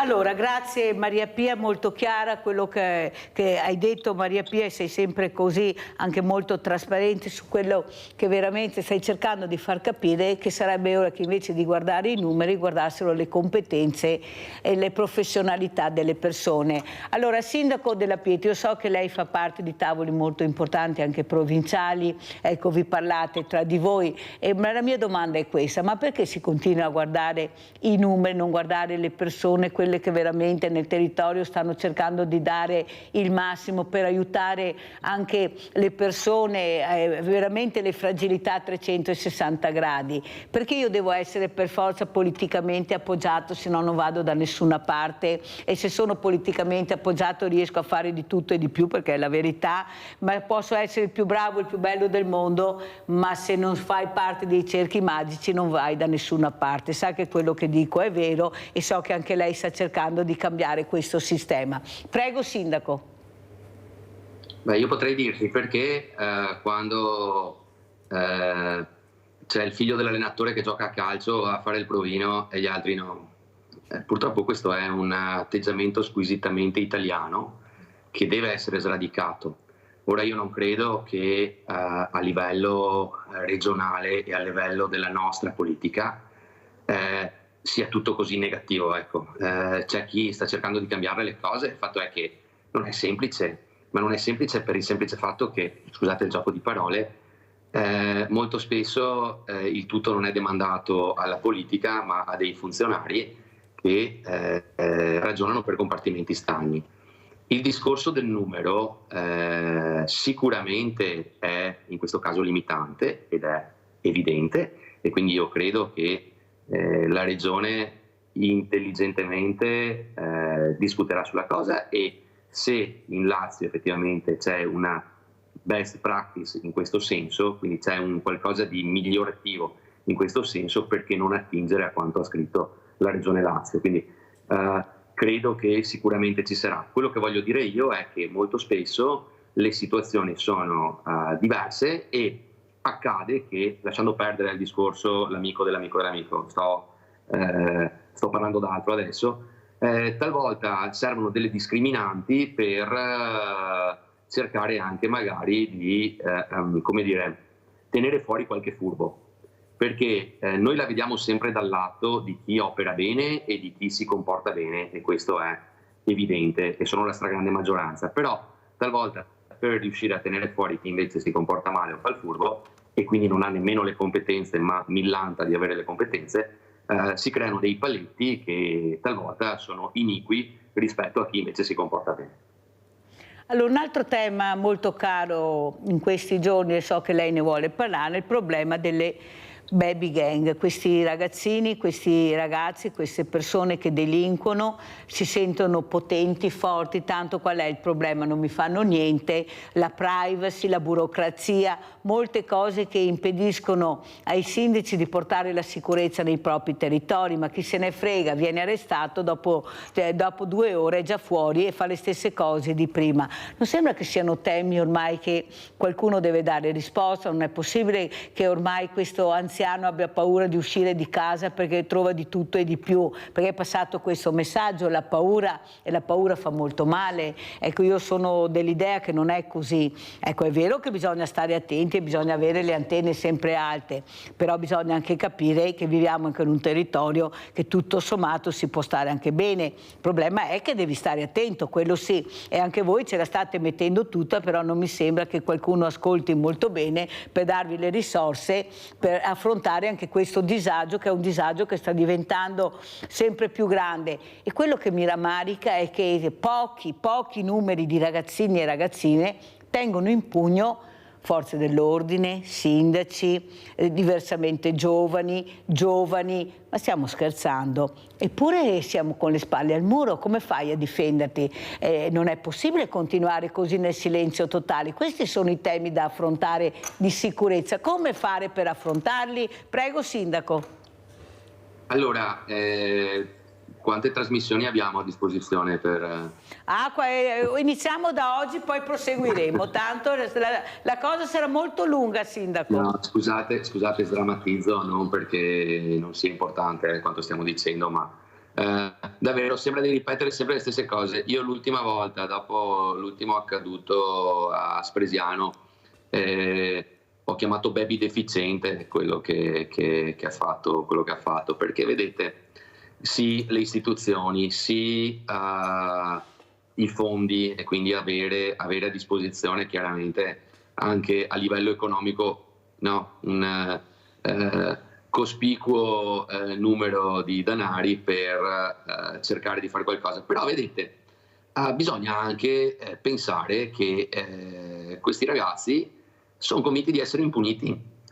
Quindi dicono, ma sì, come dicevi tu, tanto specie se minorenni, perché molto spesso appunto vedete che gli episodi di cronaca si macchiano ragazzini minorenni. Questo perché? Beh, fino ai 14 anni proprio non se ne parla, dai 14 in su qualche pena a loro carico può anche essere inflitta, ma comunque sempre in maniera lieve. E quindi ecco, c'è questo senso di impunità che probabilmente spinge certi ragazzini a compiere determinati atti. Ecco, allora bisogna partire dalle basi, e quindi sicuramente va cambiata una normativa che ora consente a chiunque di fare qualsiasi cosa e poi di starsene beatamente in giro. Con le ultime riforme non è che siamo andati migliorando. Io potrei parlare per giorni anche della riforma Cartabia, e quindi mi auguro adesso con il prosieguo, ecco, che si possa fare qualcosa per avere sicuramente la certezza della pena, che secondo me deve essere certamente anche rieducativa, perché sappiamo che una delle funzioni della pena non è solo quella repressiva ma anche quella educativa. Però bisogna creare la possibilità di permettere anche ai comuni di applicare questo tipo di pena, perché quando io sento parlare di inserimento magari in associazioni sportive piuttosto che lavori socialmente utili e tutto quello che correttamente si potrebbe fare, molto spesso anche noi abbiamo le mani legate per una serie di burocrazie varie che non ci permettono di farlo liberamente come invece potremmo fare. Allora, Maria Pia Cavallet, tu cosa vorresti dire? Perché sono temi proprio che tocchiamo, sono le fragilità come ripeto a 360 gradi. Ecco, tu questa mattina che messaggio vorresti lanciare? Cosa vorresti chiedere? Perché le cose, come dice il sindaco della Pietra, si possono anche cambiare, si possono migliorare, bisogna vedere però se poi c'è la volontà politica, perché è là che ce la giochiamo tutta. Se c'è la volontà politica di cambiare le cose e vedere, o forse anche di copiare qualcosa che va meglio, non sarebbe male. Tu hai portato anche una dimostrazione, hai letto, ecco, cosa sta succedendo, perché veramente quando abbiamo qualcuno che ha voglia di fare lo mettiamo da parte, magari facciamo entrare persone che fanno solo il numero, ma col fare c'è di mezzo il mare. Prego Maria Pia. Allora, io ho sollevato questa questione il giorno che avevo la formazione della sanità partecipata a Treviso, a Anni Chiarico e ai vari dirigenti sia della Regione Veneto che dell'azienda Zero, come ho detto prima. L'ho sollevata perché l'eccezione conferma la regola, quindi se volevano potevano un attimo ravvedersi su questa posizione limitante, perché così hanno limitato la partecipazione solo alle associazioni di un certo tipo. Quindi hanno escluso intanto totalmente quelli che sono comitati, che hanno una struttura molto più snella, perché l'idea è quella di non essere associazione ma comitati e portare avanti i diritti e la tutela dei malati in modo veloce, con un organico più snello, come ho detto prima. E quindi attendevo, ho scritto anche al nostro presidente Zaia in riferimento a questo fatto, perché non è un appunto negativo su quel che stanno facendo, anzi è un elogio, perché la sanità partecipata in Veneto è un buon punto di partenza. È stata una modalità limitante e discriminante, questa non mi sembrava neanche corretta, e quindi ho potuto dar voce a questo dente avvelenato che c'era. Dente avvelenato che un po' alla volta però cercherà di essere meno avvelenato. No, in modo educato. In modo sempre, educato, come sempre Maria Pia Cavallet, però io penso che Maria Pia Cavallet abbia tutte le carte in regola per partecipare a questi tavoli che sono molto importanti. Stiamo parlando di sanità partecipata e questo la dice lunga quello che è la competenza in Italia e anche nel nostro territorio. Ecco, c'è la competenza, però non partecipo perché mancano i numeri. Pensate, proprio è da riflettere su queste cose. Allora andiamo a vedere invece adesso a proprio Sport Senza Barriere del 2023, dove c'è l'intervista proprio al sindaco della Pietra. Andiamo a sentire.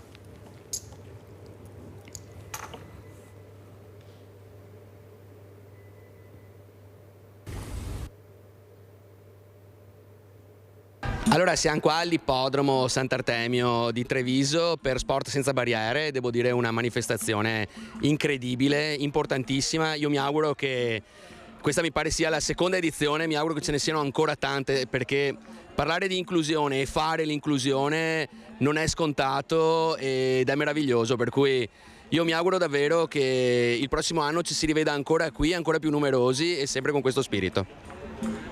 Allora, anche quest'anno, domenica, ci sarà questo grande evento, appunto il terzo evento di Sport Senza Barriere. Ecco l'importanza di far capire, qui poi vedremo anche alla fine della trasmissione queste interviste che abbiamo fatto ai fragili, quanto divertimento, riuscire a staccare la spina, sentirsi come gli altri, questo è lo scopo. Però Sindaco Della Pietra, il Sport Senza Barriere ha dato il là, perché poi tutti i sindaci, se lei si ricorda, l'ho detto anche al sindaco Cararetto questa mattina, che avevano fatto parte di questo tavolo molto importante all'interno dell'ippodromo di Treviso per cercare di mettersi tutti assieme, dopo ognuno si è fatto la propria visibilità. Allora ho detto, ci sono 365 giorni all'anno, fatalità. Quando si fa questa cosa tutti fanno qualcosa, a parte anche dei sindaci che invece hanno capito l'importanza di fare squadra.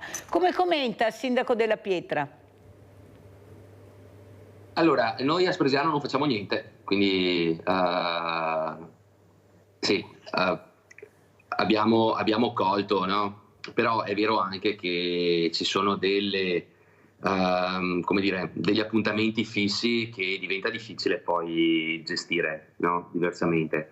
Quindi bisognerebbe cercare di trovare il tempo per partecipare anche a più cose, essere un po' più multitasking. Quindi ben venga chi ha deciso di supportare in toto la manifestazione, che credo che sia, oltre ad essere meritevole, lancia un messaggio ben preciso. E quindi io quoto quanto detto dal sindaco adesso, che ho visto lì in televisione, tra l'altro molto, molto bravo con la figlia e dico che veramente questa è una manifestazione che fa del bene. È chiaro che, e insegna anche a fare del bene, chiaro che purtroppo o per fortuna siamo 94 comuni e capita che ci siano altre cose da fare, ma questo non di certo per dare minore importanza, ecco, secondo il mio punto di vista. Poi dopo ognuno risponde per sé.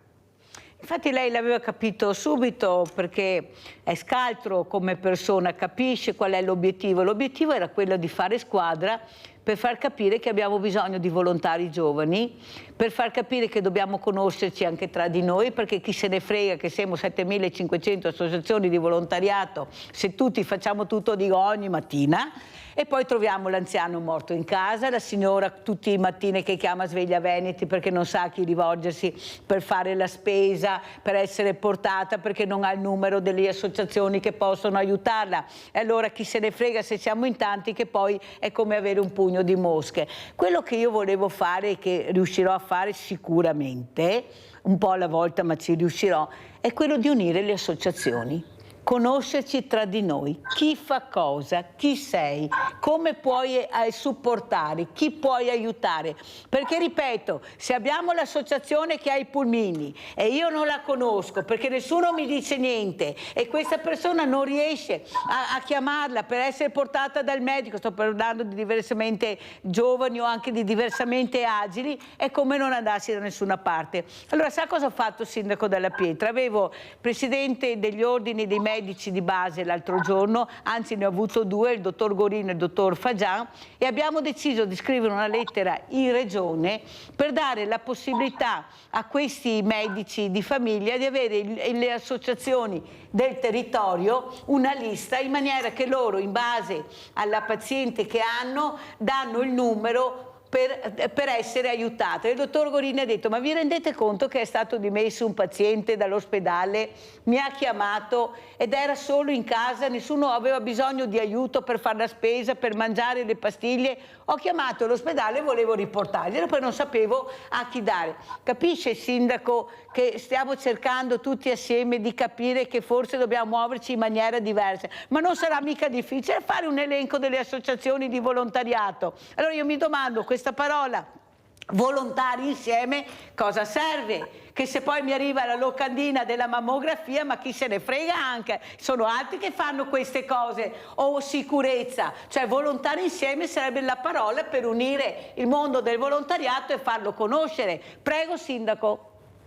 Io sono d'accordo al 2000% con te, anche perché sono dell'idea che 1 più 1 non faccia 2 in questo caso qua, ma fa molto di più, perché vengono ottimizzate le risorse e quindi specie magari adesso tu hai fatto l'esempio del trasporto, magari ci sono giornate in cui da qualche parte il trasporto è meno adoperato, perché non farlo andare da altre parti, cioè questo mi pare evidente. L'unica cosa che però va sempre tenuta a mente è la parola volontario.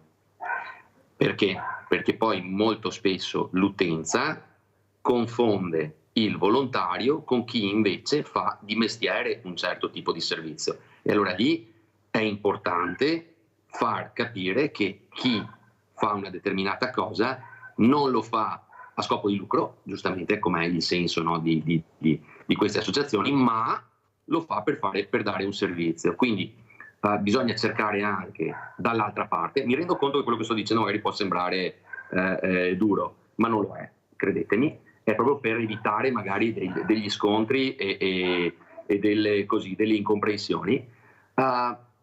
È importante capire che chi fa un servizio, magari i 5 minuti di ritardo o la non professionalità proprio al 100% può averla. È importante saperla sta cosa qua. Perdonatemi se approfitto per dirlo. Ho fatto bene, anche perché bisogna capire che c'è un mondo del volontariato che è anche pagato. No, scusami, sai perché te lo dico? Perché guarda, perché sai che non sono capace di star zitto con te, quindi ti dico le cose come sono. Martedì sera è successo l'allagamento a Nervesa, no? Sono partiti da un po' tutta la provincia le protezioni civili, o la protezione civile un po' di tutti i comuni, e insomma ho letto diversi commenti in un articolo di giornale online in cui dicevano ma la protezione civile è arrivata tardi. Capisci che sì, però vede sindaco, non ci sto, nel senso, no, che non ci sto a quello che ha detto, non ci sto a quello che viene poi recepito. Allora cerchiamo di capire chi fa cosa e chi è, come ho detto. Perché è facile dire sono un'associazione di volontariato, dimmi chi sei, chi fai. Siccome siamo elencati anche in regione, hanno tutto di noi, allora vorrei capire se è possibile avere un elenco perfetto da dare, come scriveremo con i medici di famiglia, a questi medici in maniera per capire anche loro chi fa cosa, perché giustamente il dottor Gorini mi sono seduto attorno a un tavolo con un'associazione di volontariato, non faccio nomi, naturalmente non l'ha fatto neanche lui. Nel momento che avevo io questo problema per questo paziente ho detto scusi ma non ho capito se lei finisce al venerdì pomeriggio il suo supporto, io non so cosa farmene perché io ho bisogno dal venerdì in poi per questo paziente e allora cosa ci fa lei a questo tavolo? Non è quello di cui ho bisogno. Allora se iniziamo a capire tutti insieme e sapere chi fa cosa e il sindaco oppure anche il medico di famiglia ha un elenco preciso di chi è l'associazione che c'è, perché ci hanno fatto pelo e contropelo, forse Maria Pia Cavalete potrà partecipare a questa sanità partecipata, i medici di famiglia avranno la possibilità di dare degli elenchi, visto che i servizi sociali funzionano dappertutto, vediamo come siamo presi, devo fare io queste cose e forse qualcosa in più si potrebbe fare anche per le baby gang, cercando di farli lavorare nella maniera giusta e nel modo giusto, perché il lavoro non fa male a nessuno. Allora Maria Pia, come vuoi chiudere? Poi facciamo chiudere anche del sindaco, perché è un matrimonio il sindaco, meglio che va a sposarla, veramente. Allora Maria Pia, cosa vuoi dire? Poi sentiamo anche il sindaco. Allora, io sono sempre fiduciosa nelle istituzioni e quindi spero che ci sia un un miglioramento su come possono partecipare le persone, le associazioni, i comitati, perché qui si parla di comitato di cittadini e quindi in bocca al lupo per il lavoro che stanno iniziando, sperando che ci sia un'attenzione anche per altre persone che possono parteciparvi. Allora vediamo se riusciamo a vedere anche il video di Maria Pia Cavalletto e poi salutiamo il sindaco. Andiamo a vedere il video di Maria Pia Cavalletto.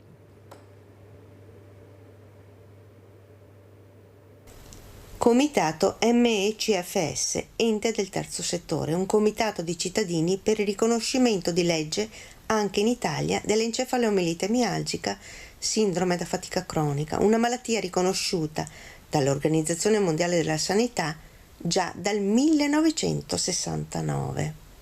È una malattia neuroimmune, multisistemica, multifattoriale, anche pediatrica, caratterizzata da un'estrema stanchezza con grande difficoltà di recupero, riconosciuta in molti paesi del mondo e anche dell'Europa.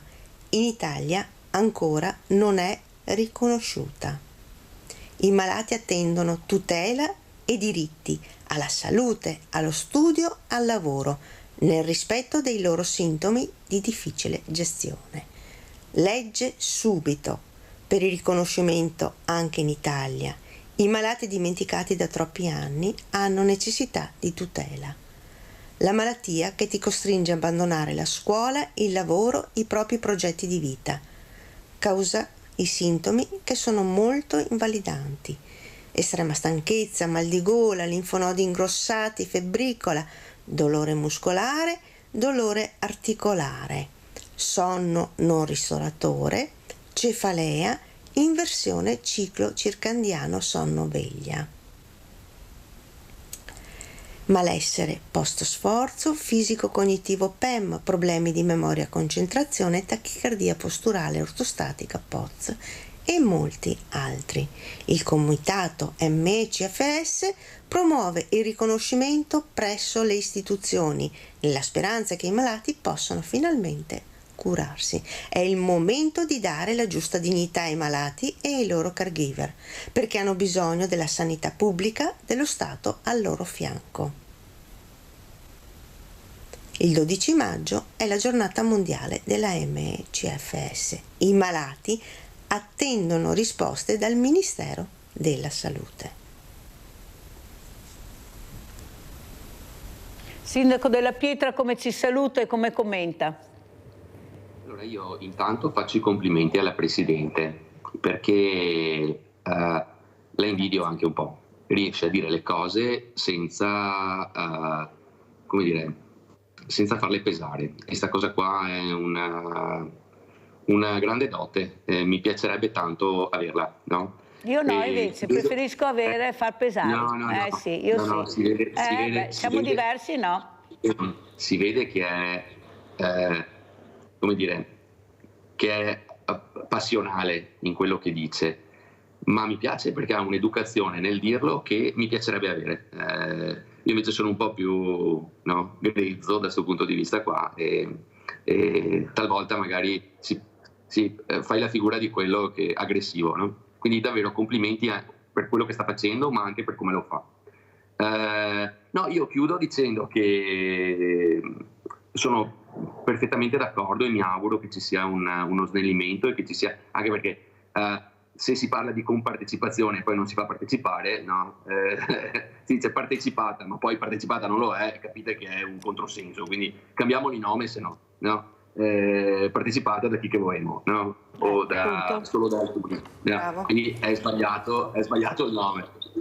Quindi sono convinto che comunque una soluzione e un punto di incontro si debba trovare, assolutamente. Sono d'accordo anche con la lista e con delle associazioni disponibili nei vari territori, questo è pacifico.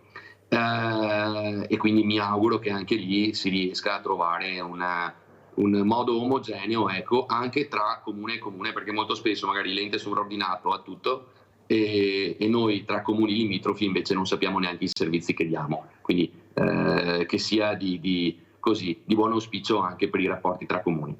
Concludo dicendo che comunque, tornando a Baby Gang e via dicendo, che è sempre importante ricordare che la stragrande maggioranza dei nostri giovani sono giovani a posto, sono giovani bravi, sono giovani sani e sono giovani che amano la vita.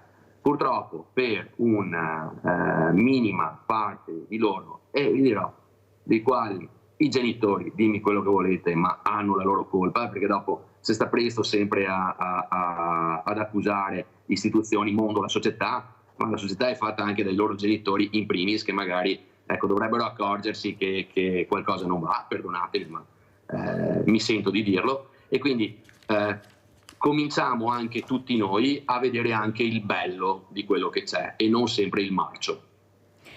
Sindaco, io la ringrazio per queste parole, però io continuerò a pesare, perché se io non avessi supportato Maria Pia Cavalette non avrebbe fatto pesare in Regione, perché io ho cercato di spingere molto in Regione, l'ho detto anche col consigliere Betto, ho fatto nomi e cognomi, ho detto come la penso, perciò purtroppo in Italia, Sindaco, per andare avanti bisogna pesare. Se non pesi non conti, e la famosa pacca sulla spalla, sei brava, buona, educata, gliela lascio a Maria Pia Cavalette, io vado da un'altra parte, perché in Italia, caro Sindaco, funziona così. Se ti fai sentire che riesci a superare la voce di qualcuno, esisti.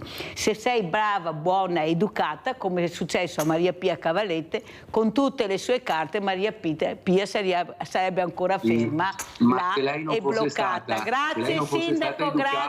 Sindaco, ma lo sa che il peso, forse se è stato eletto è perché ha pesato quello che faceva e l'ha messo nel piatto. Certo, caro Sindaco, funziona così, caro mio. Grazie al Sindaco, buon matrimonio, mangi i confetti anche per noi, Sindaco.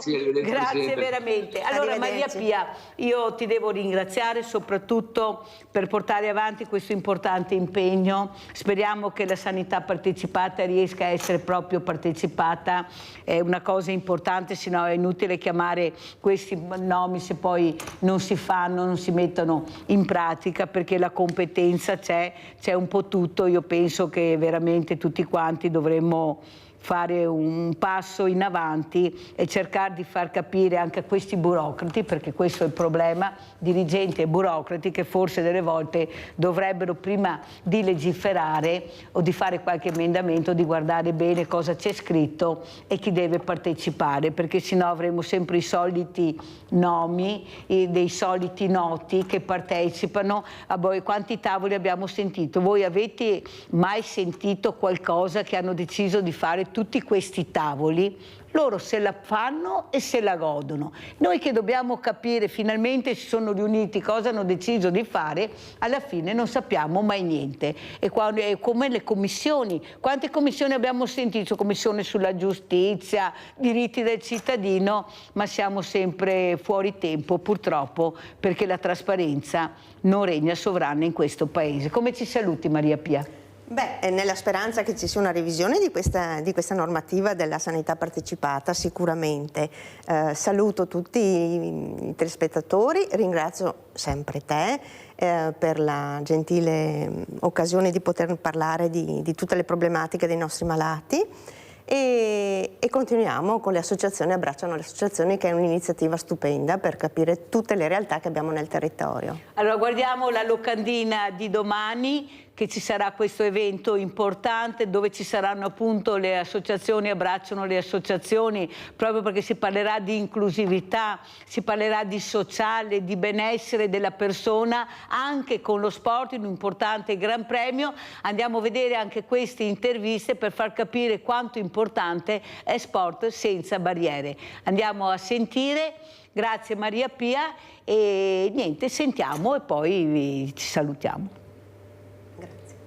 Oggi grande occasione di sport e di promozione sportiva all'ippodromo di Treviso, Sport senza barriere, seconda edizione, grande successo per volontà di tanti, di tutti, ma faccio un nome per tutti della signora Mirella Tuzzato abbiamo messo in piedi, con l'aiuto, mi metto dentro anch'io come CONI, abbiamo messo in piedi un'occasione per i ragazzi e le ragazze di tutte le età, di tutte le categorie, di tutte le abilità possibili per provare tantissimi sport. È un'occasione per coniugare lo sport, diciamo, agonistico, le competizioni di trotto, le corse di trotto, con una parte invece di promozione che invita i ragazzi e le ragazze, le famiglie a portare i figli e le figlie a fare sport, e facendo questo diventa un fatto che accresce la cultura dei ragazzi e delle ragazze, li fa crescere bene in ambiente sano, e con l'obiettivo magari che qualcuno possa anche arrivare a fare i campionati italiani, europei, mondiali, olimpiadi, ma per tutti di crescere bene e diventare cittadini migliori per il futuro e per l'Italia. Sono Daniela Fraccari, sono la moglie di Franco Fraccari e sono la vicepresidente della Nord-Est Ippodromi. Seguendo i desiderata di mio marito della Nord-Est Ippodromi, sono molto felice di vedere questa affluenza di pubblico che ha bisogno di essere capita, incoraggiata e amata. Non solo i cavalli, ma anche tutto il contorno, fortunati e non fortunati. Questa però supporto che lei ha dato anche l'anno scorso a Sport Senza Barriere vuol dire che c'è una certa sensibilità anche per aiutare la fragilità? Certamente, prima di tutto vengono i fragili e lo possono fare solo quelli che sono forti o perlomeno che hanno determinate possibilità psichiche, intellettuali e anche fisiche. Ok, se noi siamo qui però su questo meraviglioso spazio che è l'ippodromo, è merito di Franco Fraccari e suo, che avete fatto un percorso di vita dedicato a questo. È tutto un team, è tutta la Nord-Est Ippodromi che è sensibile al disagio, che è sensibile a coloro che hanno delle problematiche e che non possono godere di uno spazio così aperto, così. Siamo stati fortunati anche con il tempo, che è stata una giornata splendida, forse un po' troppo caldo, però io ho visto bambini felici, anche adulti che provano a fare tutti questi sport, e quindi mi riempie di gioia e mi consola per la perdita di tante altre cose. Cosa stai dipingendo, Giorgio? Non lo so. Quello che salterà fuori, ma i colori che hai scelto quali sono? Rosso e blu?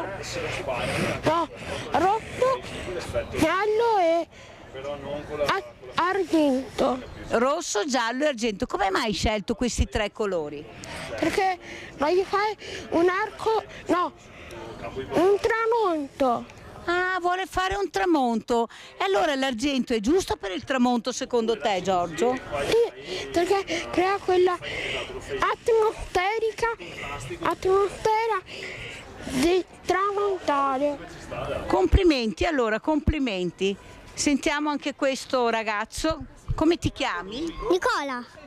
E tu che colore hai scelto? L'argento e l'oro. L'argento e l'oro hai scelto. E che disegno farai con l'argento e l'oro? Non lo so. Non lo sai, però qualcosa uscirà, vero, da questo pennello? Sì. Ti è piaciuta la giornata di oggi? Ti sei divertito? Sì. Quante discipline hai provato? 1, 2, 3? 3. Complimenti allora, giovanotto. Alla prossima, sai. Come vedete i bimbi si divertono, i genitori anche, adesso li inquadriamo, guardateli. Una sta scappando ma io la conosco, eccola là. Vieni mamma, vieni qua mamma, vieni dalla Mirella. Allora mamma, cosa vuoi dire di questa giornata, di queste iniziative? Che è una bellissima iniziativa e che aiuta tutti i bambini con alguna problematica a essere integrato con altri bambini. Tutti uguali, tutti per divertirsi? Tutti per divertirsi. Grazie, bellissima giornata e grazie anche a voi. Allora chiudiamo con un saluto, quale saluto chiudiamo? Ringrazio tutte le persone che sono venute a trovarmi, ma soprattutto ringrazio te perché sei una persona speciale. Grazie, la squadra è speciale. Grazie, alla prossima edizione di Sport Senza Barriere.